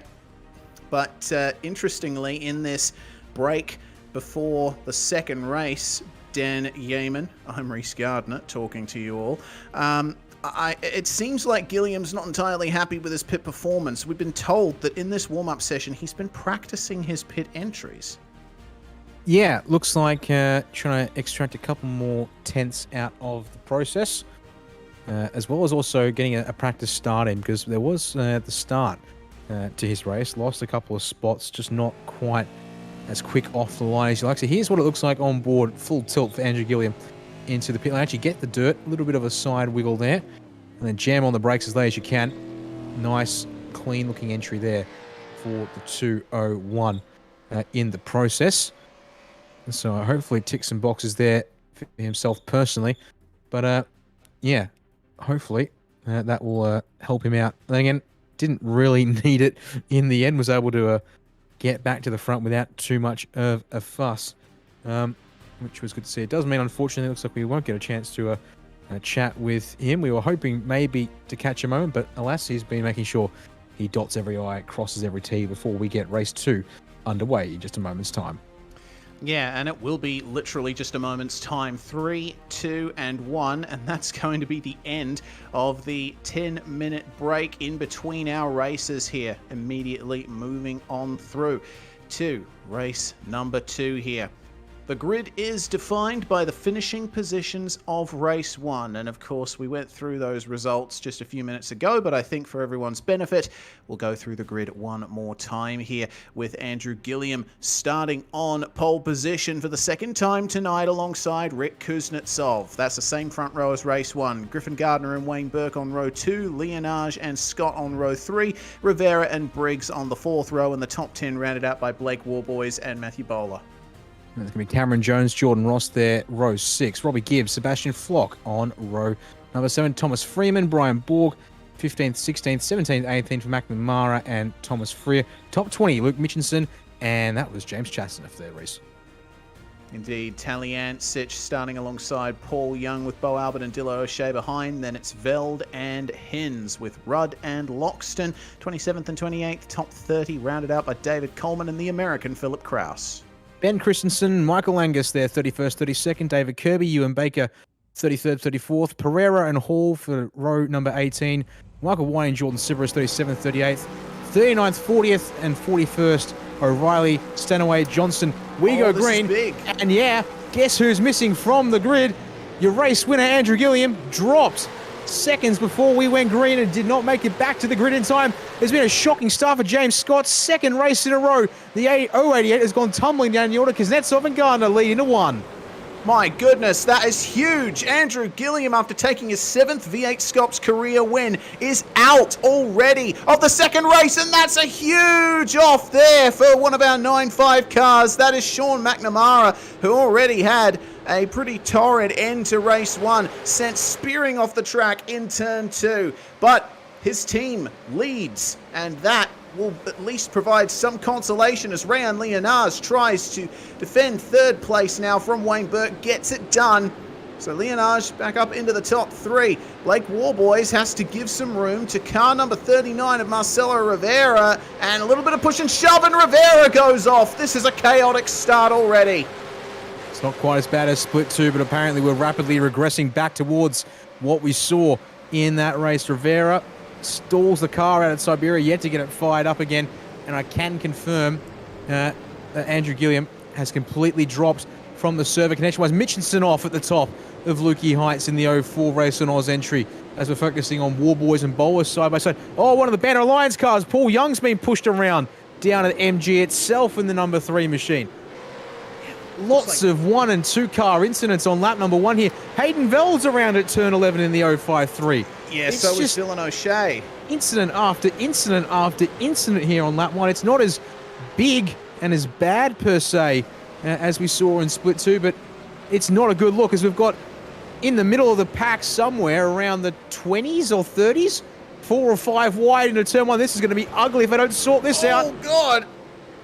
Easy does it. No, that's Dylan Pereira that's been sent off, and car 307 might have a look at race control for that. Pereira gets back onto the track safely, but only just. Very lucky to avoid that turning into a bigger incident. So David Kirby was the one who made the contact there. He's got Richie Stanaway right behind him. This is quite the pack here as they come down to the Miller hairpin.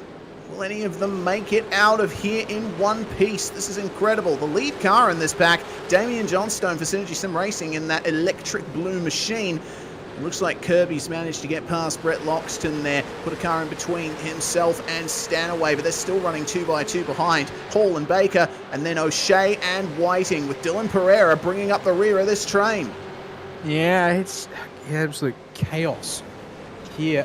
It would seem that drivers are not willing to give an inch, and they'll take every mile they can get, which is putting us in some pretty nasty scenarios in cases where drivers aren't willing to yield. And in some cases, they don't necessarily should be yielding in an ideal world, but they have to if they want to keep in this race. As we go back to the top of the order, because Netsov leads Gardner, leads Leonage and Burke. Top 4 breakaway early on here, it seems. As we're going to go to a replay in a second, looking at Marcelo Rivera on lap 1. Now, he's in the pit lane already, but he's had a separate issue here by himself on lap 2, apologies, which has seen him. Oh, that's very wide. Oh, no. This doesn't look good. Marshall's post. Yeah, okay, that's... Oh, dear.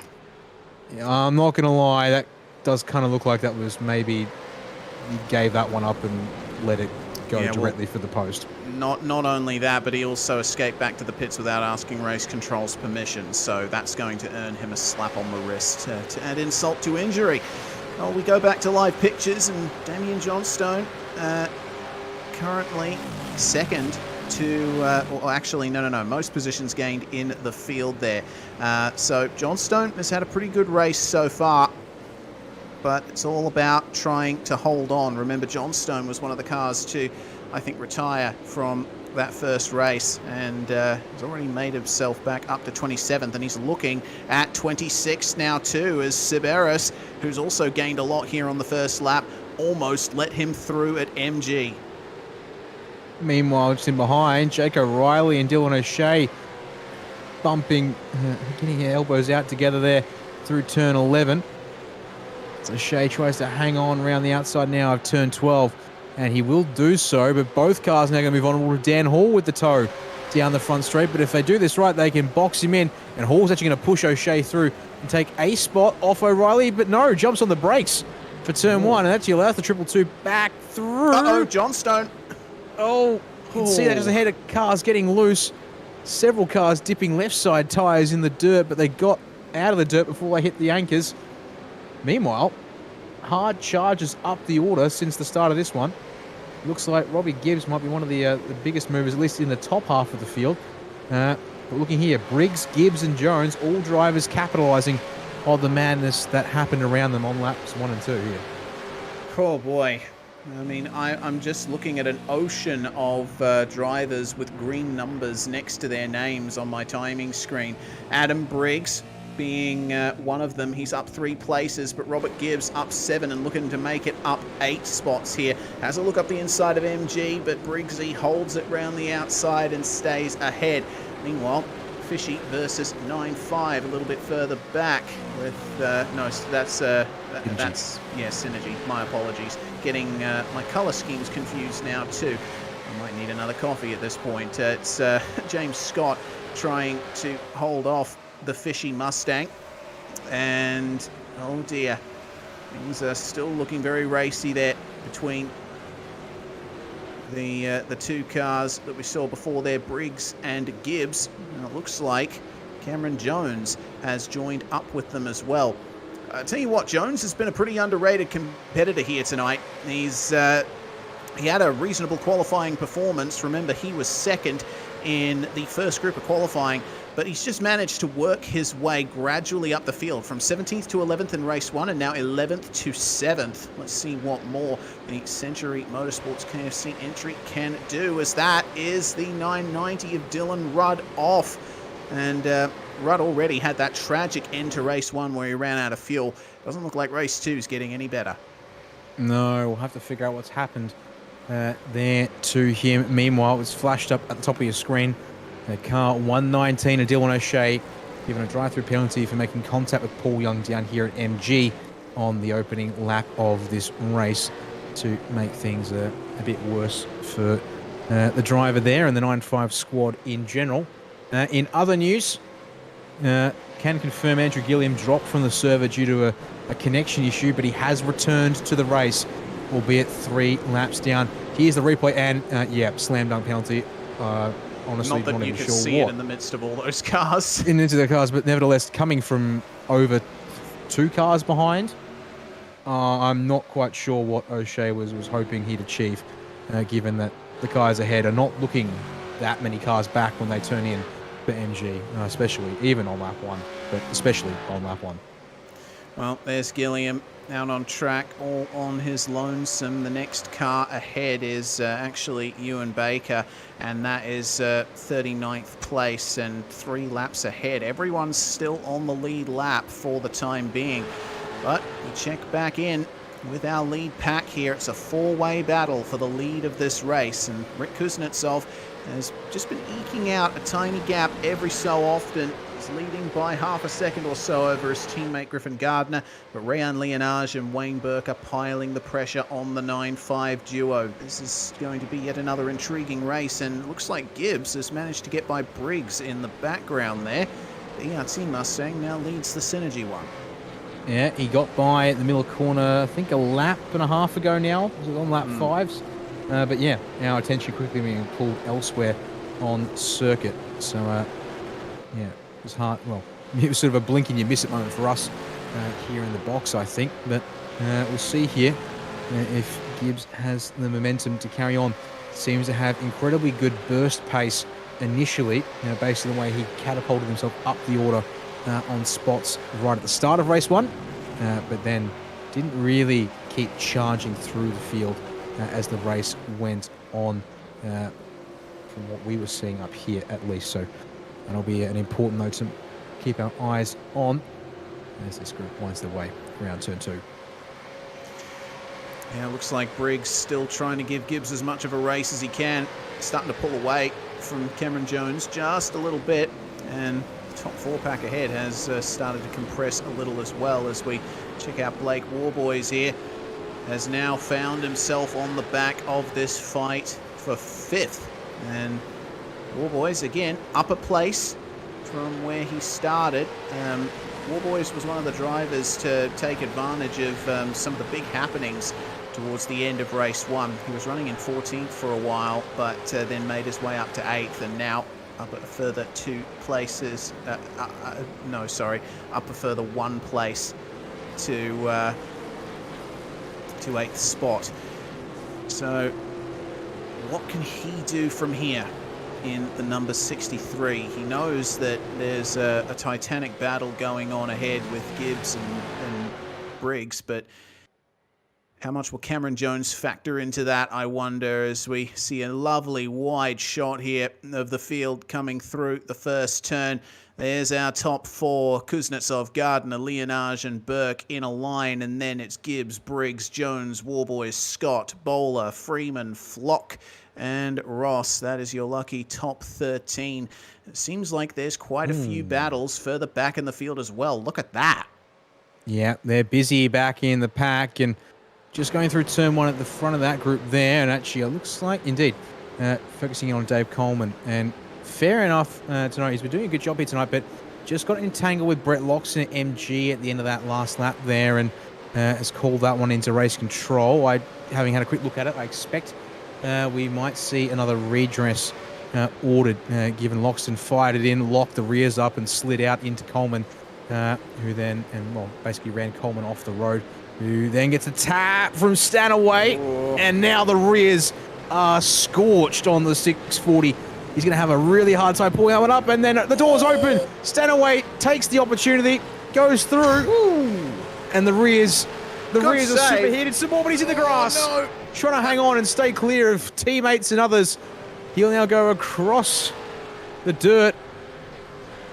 A long and painful rejoin, but for the most part in control. Credit to the 640 there.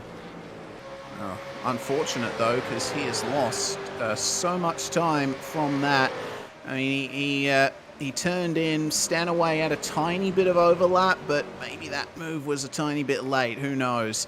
We'll leave it up to the discretion of race control. And Coleman did very well not to slide into his teammates. Yes, he did catch the grass and ultimately slide off the track, but that could have been a lot worse than it turned out being. Gap for the lead, meanwhile, has come down, and Rick Kuznetsov is not running as quickly as he was. His last lap in the 1:30s. Everyone else, well, Griffin Gardner at least, still in the 29s. Looks like Leonage's pace has stayed roughly the same as Kuznetsov's as well, but remember, he was out in the lead by about 6/10 at one point, and now it's come all the way back down to about 3/10. Yeah, the ebbs and the flows in this race have definitely been some to watch. Speaking of ebbs and flows, Adam Briggs back ahead of Robbie Gibbs since we last checked in on this two. In fact, it only happened about 30 seconds ago on this lap. Where else? We're down at the Miller corner here. Gonna send it up the inside, swings out through Stoner and then up the inside under brakes. Does get it to the apex. Very nicely done there by Briggs in the 72 SSR machine. All right, back to the fight for third now, because it looked like it's hotting up here with Leonage now falling back from Gardner, who himself was fallen back from Kuznetsov. Looks like that lead gap has just ballooned back out all of a sudden. Meanwhile, Burke trying his best to keep the car on the track and not quite doing it, catching the grass and the gravel in a few inconvenient places, so not quite able to catch up to Leonage yet, but at the moment, Burke looks like one of the raciest cars in the top 10. He has been piling the pressure on Leonage ever since he managed to get behind him, and it looks like Briggs has made his way back past Gibbs there. This is now a 5-car battle for that 5th spot, with now James Scott on the back of this one. Yeah, packing up here, these cars. I think there's going to be a lot of drivers here who will be trying to play the long game, especially someone like Rehan Leonage. He knows, after what he saw in race 1, with conditions similar here in race 2, with 18 air and 40 track, things are going to be pretty steady. And then, so 2 groups of 5 more or less in the top half of the field, but then for 10th, we can go all the way back to 19th before the gap, the interval between the cars is over a second in length. So a lot of drivers lining up here to potentially have a crack at each other, starting with Matthew Bowler in the 0-1-2 and Phillip Kraus there in the 99 to round it out. As there goes your top 4. Once again, they're close. Oh, hello, Chastanoff off in the gravel at turn 12 in the 427. Oh no, well, Chastity.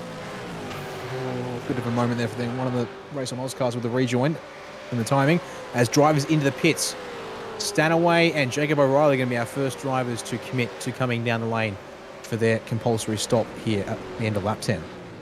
All right, early pitters there. We'll see what happened to Shasty. It's just a case of catching the grass, and 600 horsepower going through both rear tyres means that if you catch the grass like that, it is game over, and he had no choice but to try and get back onto the racetrack as safely as he could, though could be argued it could have been a little bit safer than that. There was a lot of potential for drivers to run into the back of him. But either way, our top 4 continue on as is. And, oh, hello. Yeah, that's Ryan Leonage in front of Griffin Gardner. That obviously happened while we were looking at the replay. Let's see how it happened here. And that was down at the hairpin. Looks like a pretty steady out-braking maneuver from Rehan Leonage and got great traction on the exit. As a textbook a move as you can get. He's decided the time to wait around has ended, and he'd like to go have a stab at that race lead before the pit cycle for these drivers kicks off. Unfortunately, in some other news, as you might have caught with a barest of glimpses in the background, we do now have what looks like 2 retirements in this race. The 39er Marcelo Rivera has already left the server, but also the 990 of Dylan Rudd is up on the jacks and does not look to be leaving the pit lane anytime soon, having been in there for 7.5 minutes already. As Jordan Ross, Sean McNamara, Damien Johnston, the next drivers who will come to the pit lane for service. As we continue to watch your top 4 working down into the Miller hairpin one more time in this race. And they close up so close, these cars, under brakes. Although it looks like Gardner maybe either struggling a bit for pace or just trying to pace himself. I guess it's the million-dollar question when we're up here in the comms box race. Which way is it? Is he struggling, or is he just trying to conserve things for maybe maintain a more consistent rhythm to the end of this opening cycle on the tyres? Yeah, well, I think conserving was definitely what Rayan Leonage was doing. He obviously learned quite a bit from the failed undercut attempt in race 1, at least failed by the end of the race. And so maybe now he's just preserving his tyres a little bit and trying to maybe pit at the same time as Rick Kuznetsov and continue some tyre preservation, because the track is at 41 degrees Celsius at the moment, and Gardner, racing like he did, obviously would have burnt through his tyres, keeping Leonage behind him. But then, having said that, Leonage was probably backing off early on. So, long and short of it, I don't think I can give you a clear answer as to whether or not Gardner was saving tyres or not. Yeah, tis the mystery. Another 5 drivers, 6 drivers down on 7 drivers. Okay, here comes a bit of a group. It's Sebastian. Okay, it's basically half of the guys that were in that battle pack outside the top 10 with a few others behind them there. So that's what's got them all busy there. There's a lovely little dolly shot here as Warboys showing the nose. Actually forces Cameron Jones in deep at turn 4, but Warboys on the outside surely here. He's going to have to give it up. Turn 6. We've not seen anyone make a move around the outside of Siberia work just yet. Short of Dylan Rudd, who's able to squeeze down Rayhan Leonage late in race 1 with the tyre differential. There go Flock and Bowler. Now that's a change in position because Bowler was leading that group of cars. Flock has been able to get out ahead though through the pit cycle, 1 second faster on the lane, and also crucially as the leader of those who pitted. And this is good for him because unlike what we saw in race 1 with a couple of drivers who came out pitted, Reese, they got into some traffic early on their outlap. These guys have come out completely clean. There we go. 1, 2, 3 go in together, but Berkey's going to try and stretch his tyres one more lap here. Okay.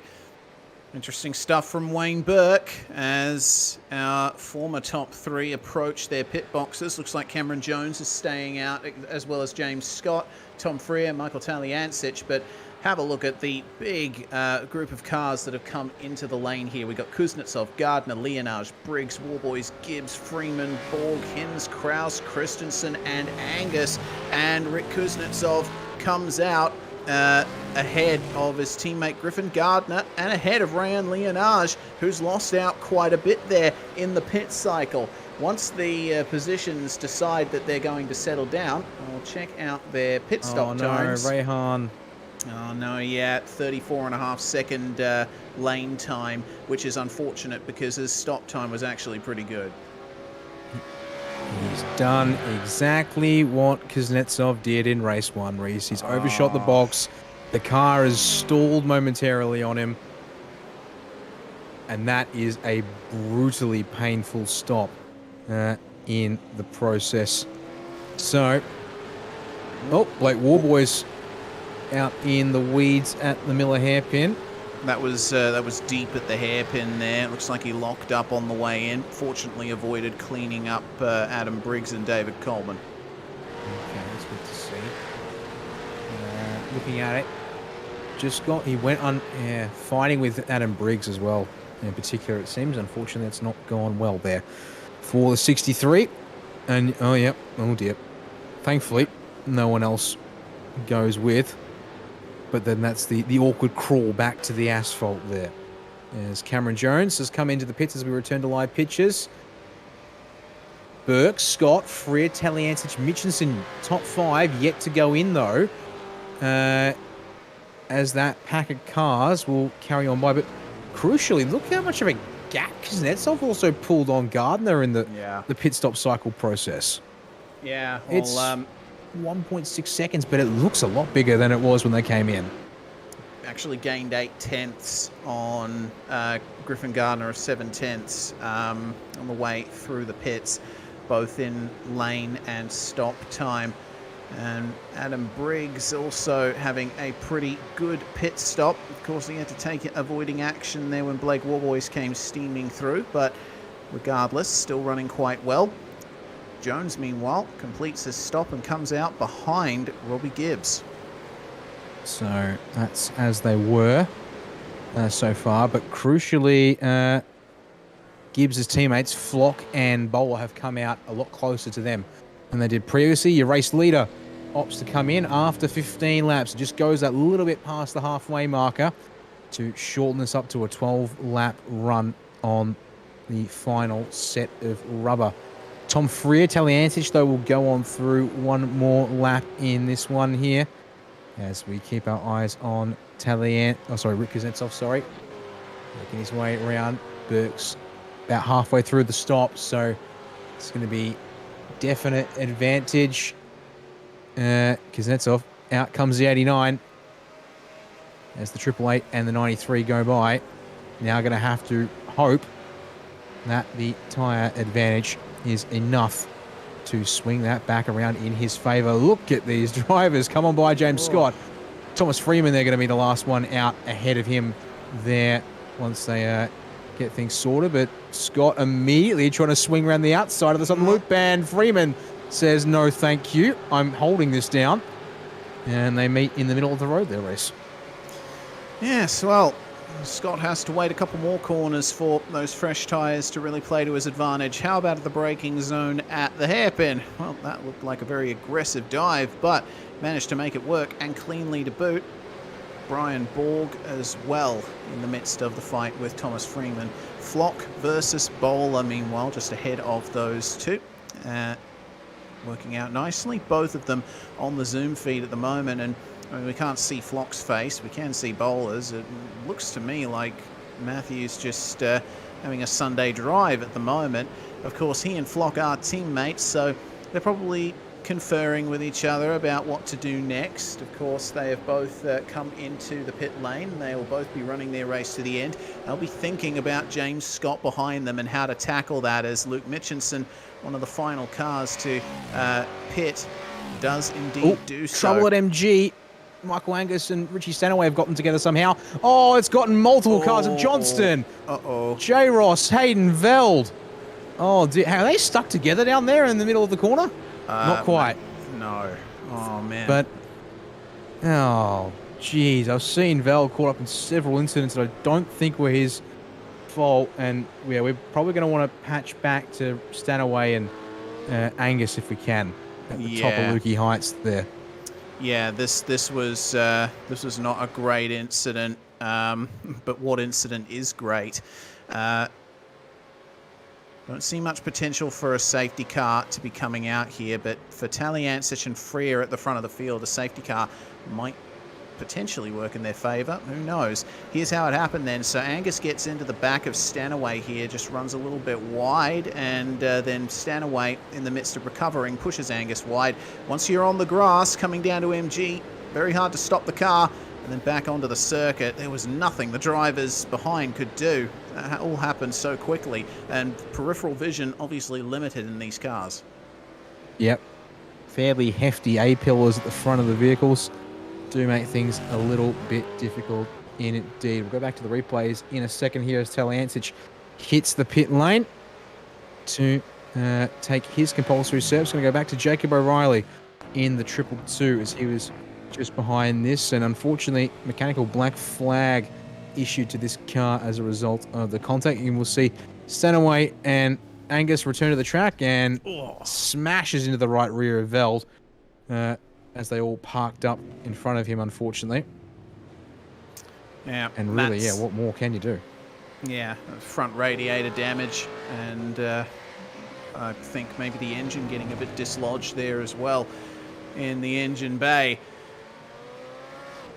Sad way for that incident to end and quite a few drivers involved, but we stay green for the time being. And Tom Freer continuing to chug away out there in the lead, the only driver in this race to have not visited the pit lane, and we're rapidly approaching the final third of this race.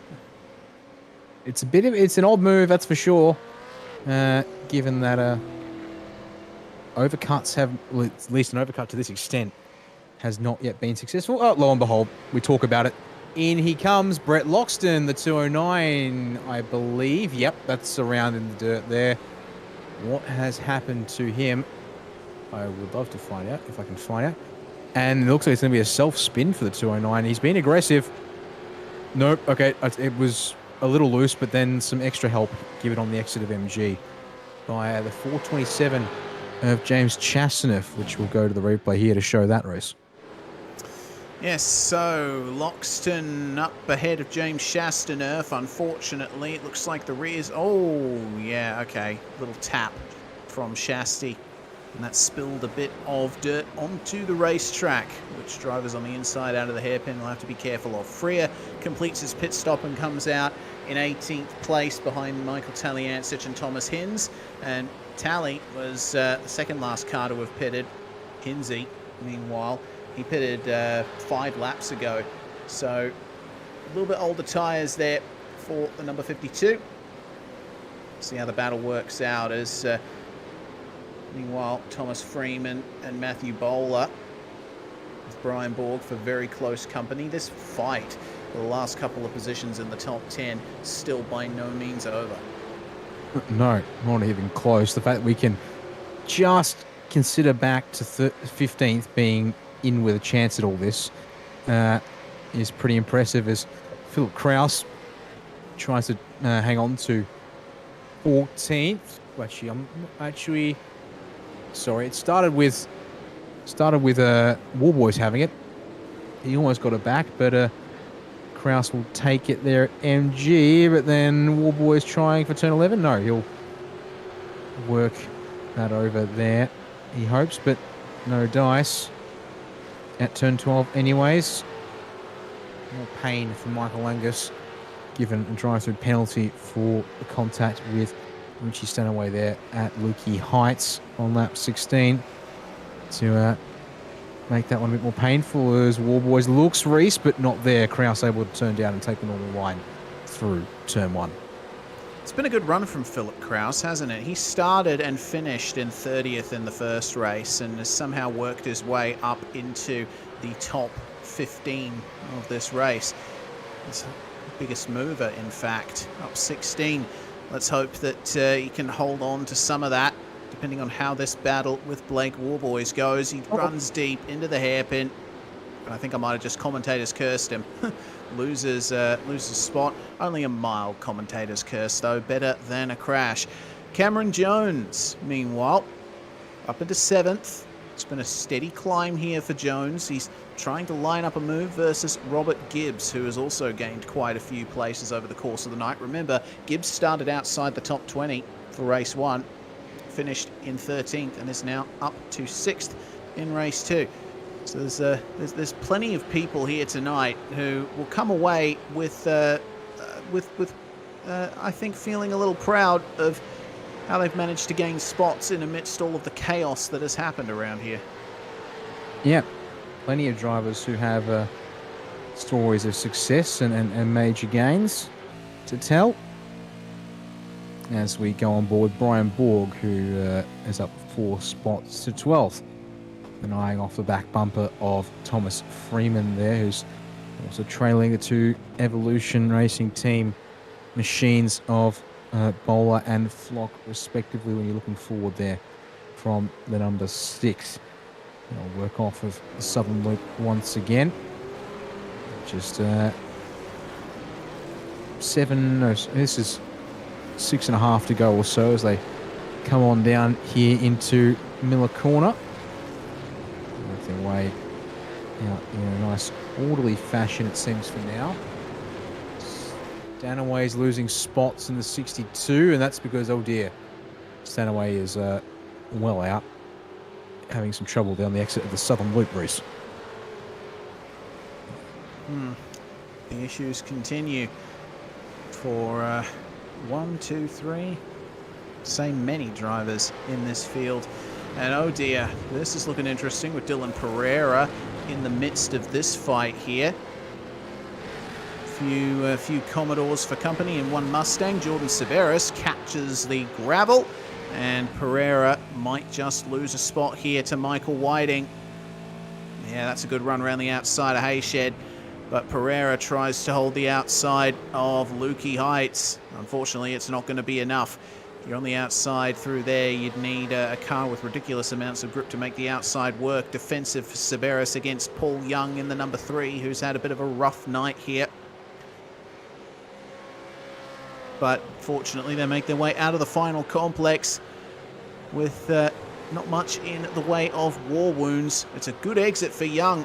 Out of the final corner, though, he'll have to go to the outside for turn 1. But have a look at the run he has on Severus here. Half a chance he'll clear him before they get to the braking zone for 1, and he does indeed. Meanwhile, Pereira is by no means done with Whiting. Outside entry for this corner could spell disaster. Slight contact between the two of them, but doesn't seem like much of a complaint from either car. Pereira will still have to yield, or will he? I mean, it seems like Pereira is fighting tooth and nail to keep any kind of position in this battle. And he's just afforded the inside line there, able to keep the barest of overlap in it.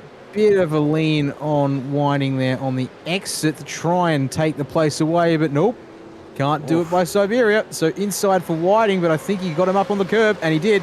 So Pereira noses ahead on the exit. I think he can finally claim it as his. There we go, through the Hayshed, inside for turn 8.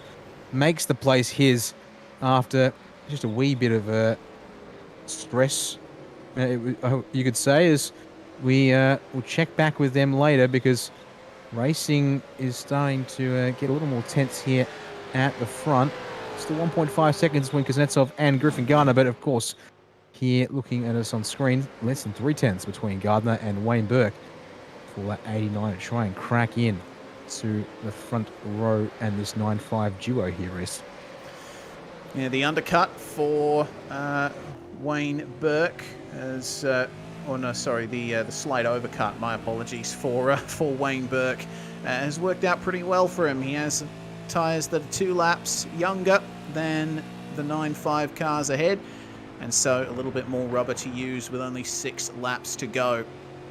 He's been turning up the aggression on Griffin Gardner pretty consistently for the last few laps, and almost on the bumper of car 93.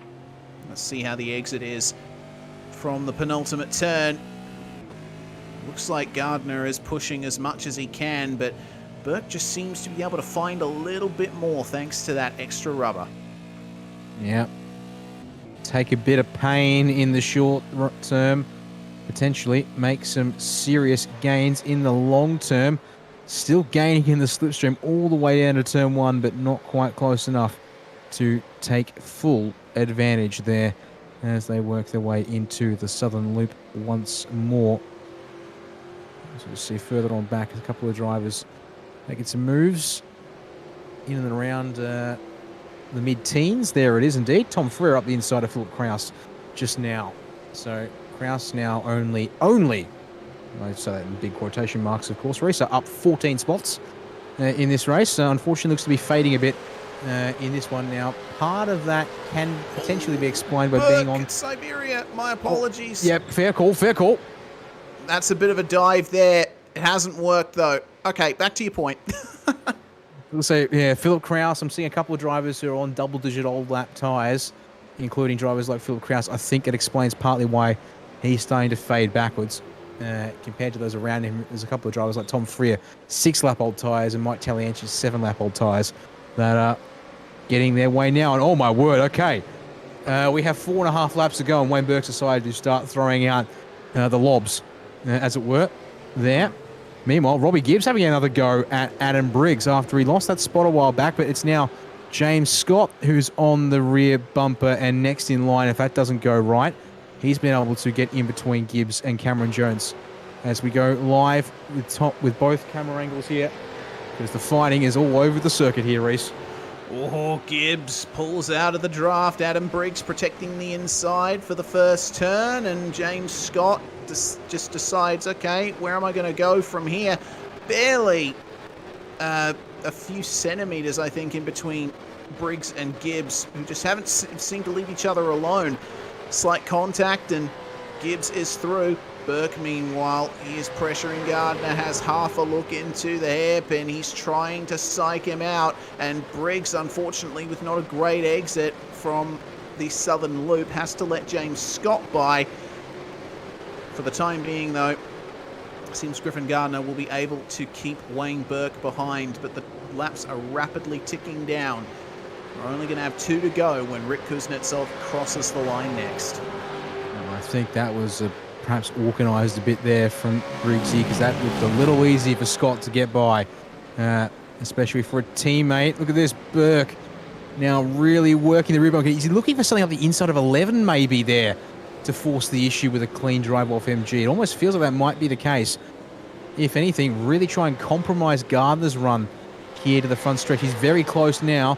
I would think this is a prime opportunity with the slipstream that Burke seems to have in the straight line as the top speed arrives in that 89 machine.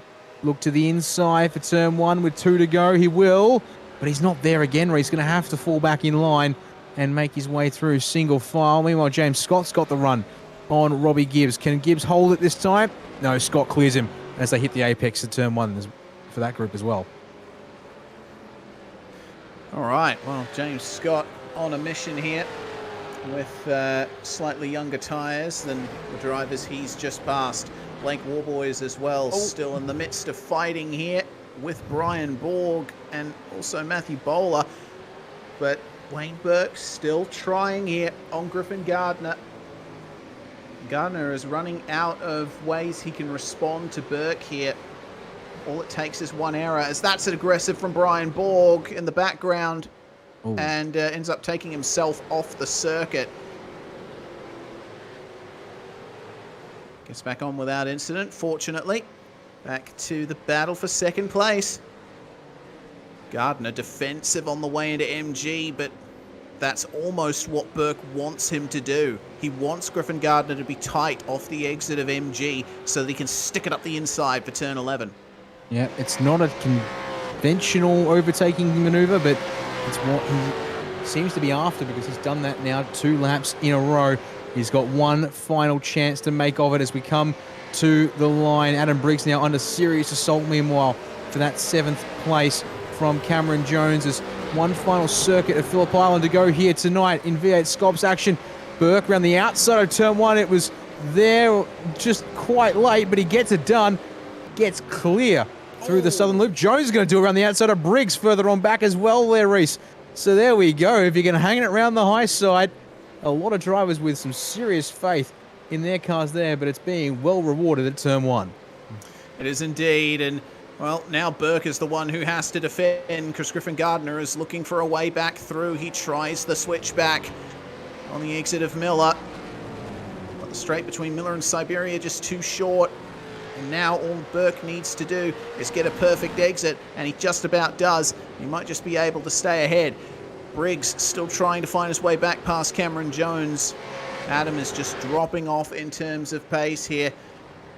And meanwhile, looks like it's almost completely over here in the battle for second place. Burke defensive through MG. Gardner is using whatever's left of his tyres to try and come back at him. But it looks like it'll be just about done. And Jones defending from Briggs one final time. Up front, Rick Kuznetsov is going to take victory here in race 2 at Phillip Island after Andrew Gilliam dropped from the server as they were about to start. Another exemplary drive here tonight. It was pretty much perfectly executed from Rick, and it's on there. Jet of fuel. Oh, on Surely. the run to the line. Oh no, that's a shame there for Rehan.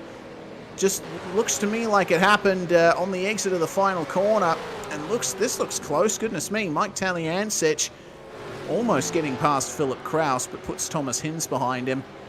And then we have the 462 of Daniel Hall chasing down Sean McNamara, who was who slithered off the circuit or flew off the circuit on lap 1, was not able to get by. Our split 2 winner, David Coleman, chases down his teammate Michael Whiting, and they're going to come home 27th and 28th at the very end.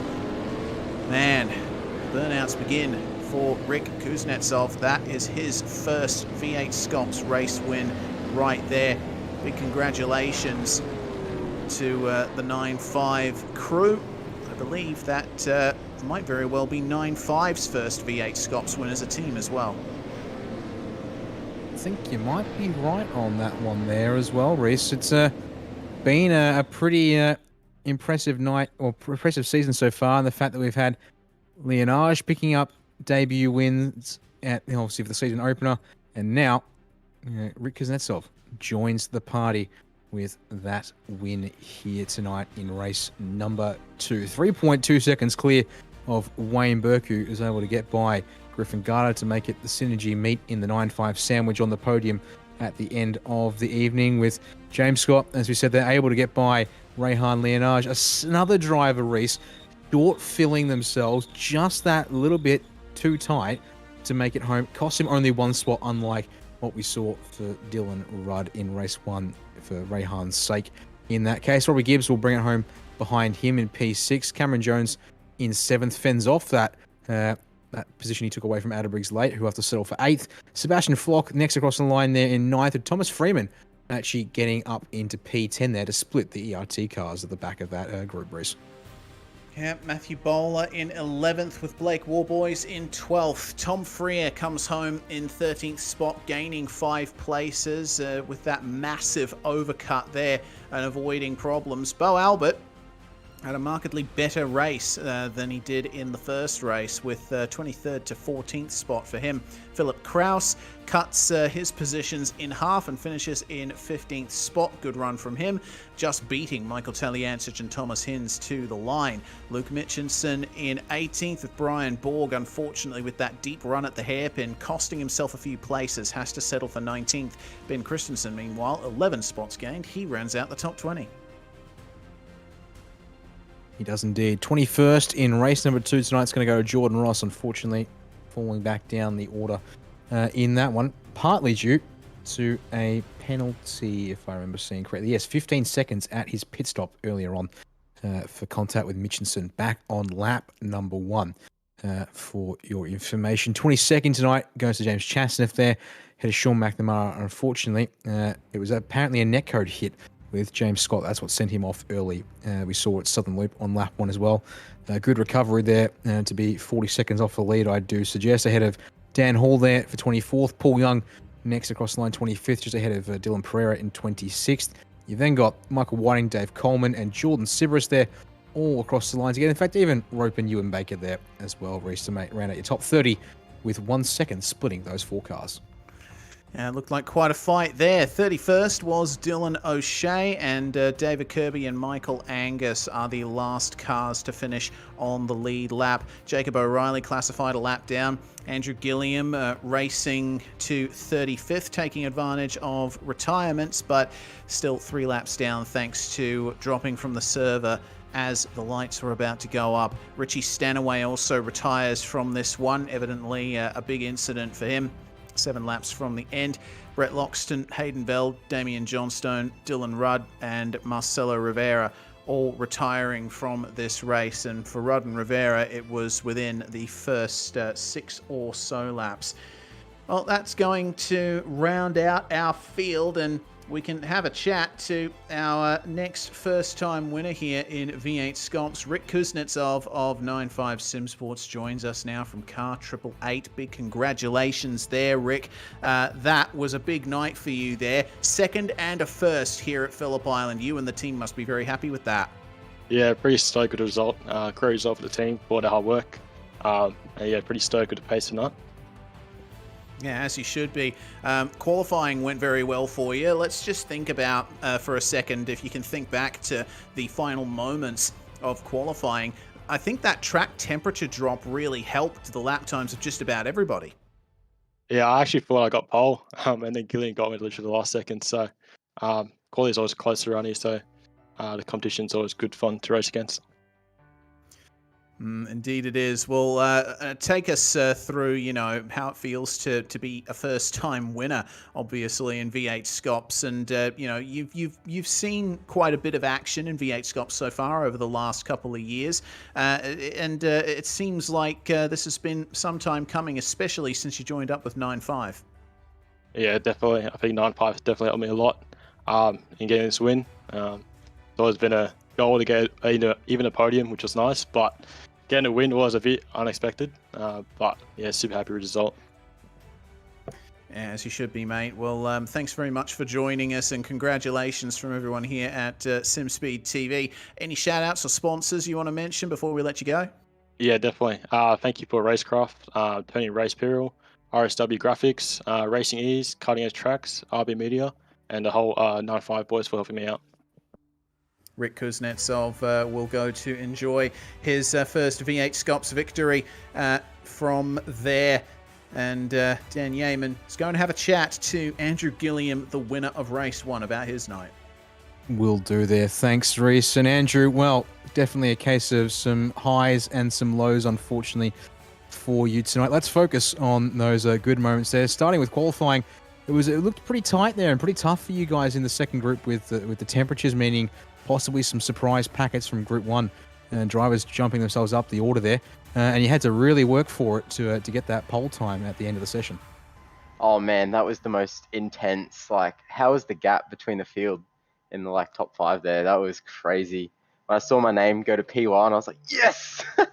Oh, no, it was had to really put it all together, because I think at the end of the session there, we were 39-degree track temp, and Tom Freer did his in 34. So I thought, oh, this, Group 1 group are going to be hard to beat, but yeah, we just chipped away. Temps came down just enough for us to have a dip. Yeah, that did look like it was just a lucky window that it seemed to work out for you guys. And then into that race to kick things off tonight. Pit strategy seemed to be pretty interesting there. A couple of drivers like Rehan going for a really early pit stop. Did it sort of feel like once you came back out there, you got by him pretty quickly, but did it feel like he'd just driven a bit too hard on his fresh set of tyres mid-race to try and get back ahead of you there to make it a little easier for you to get by once you were back up to speed after your stop? Yeah, this track just in general eats tyres.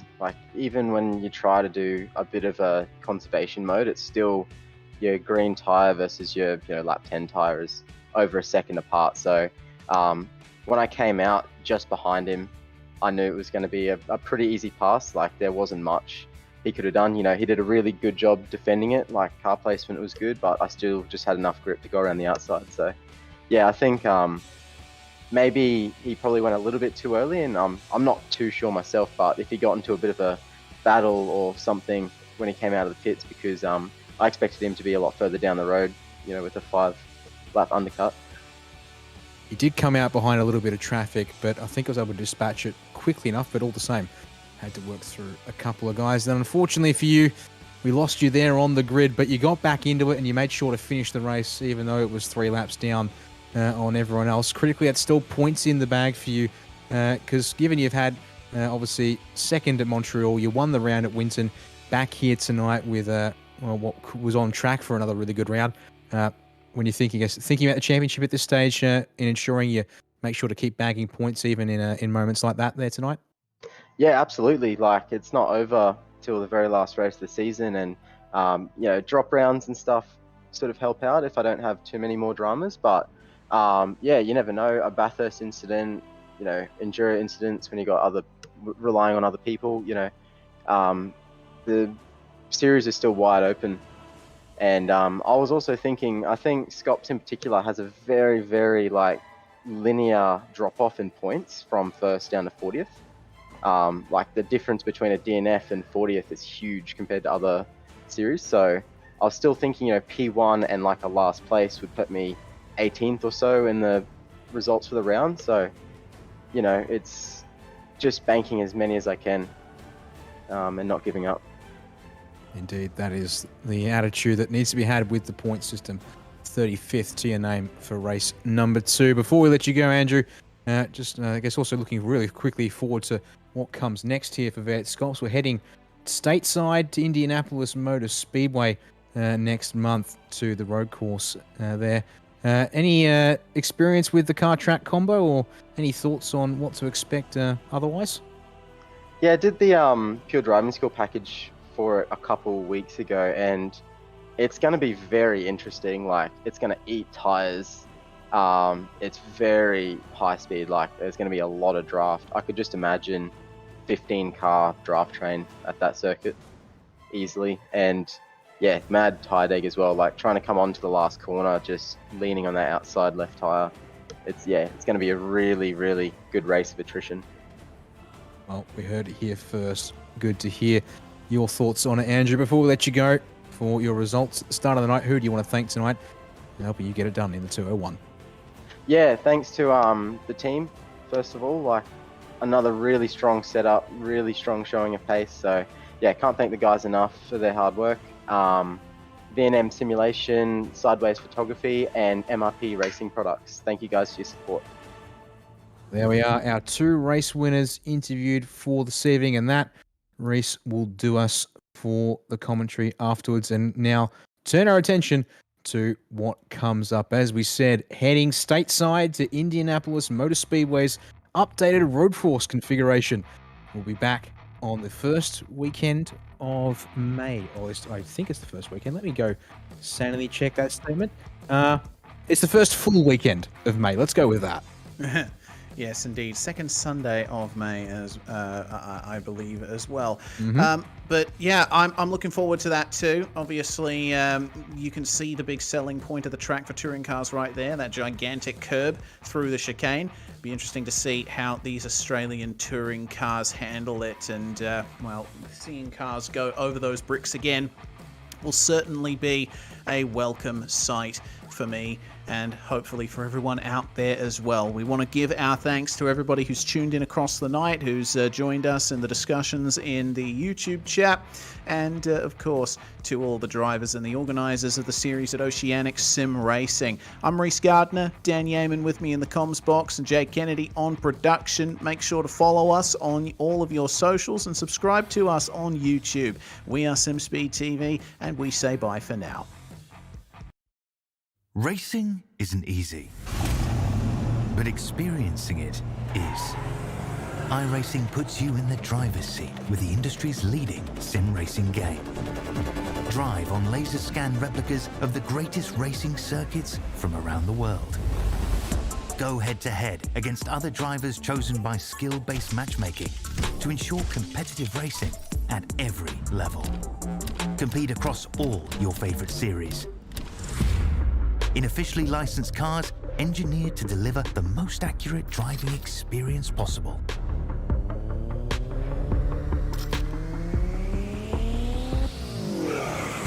Join a race or host your own with players from across the globe. Race against the computer or in a league with friends. Feel the thrill behind the wheel. Visit iRacing.com.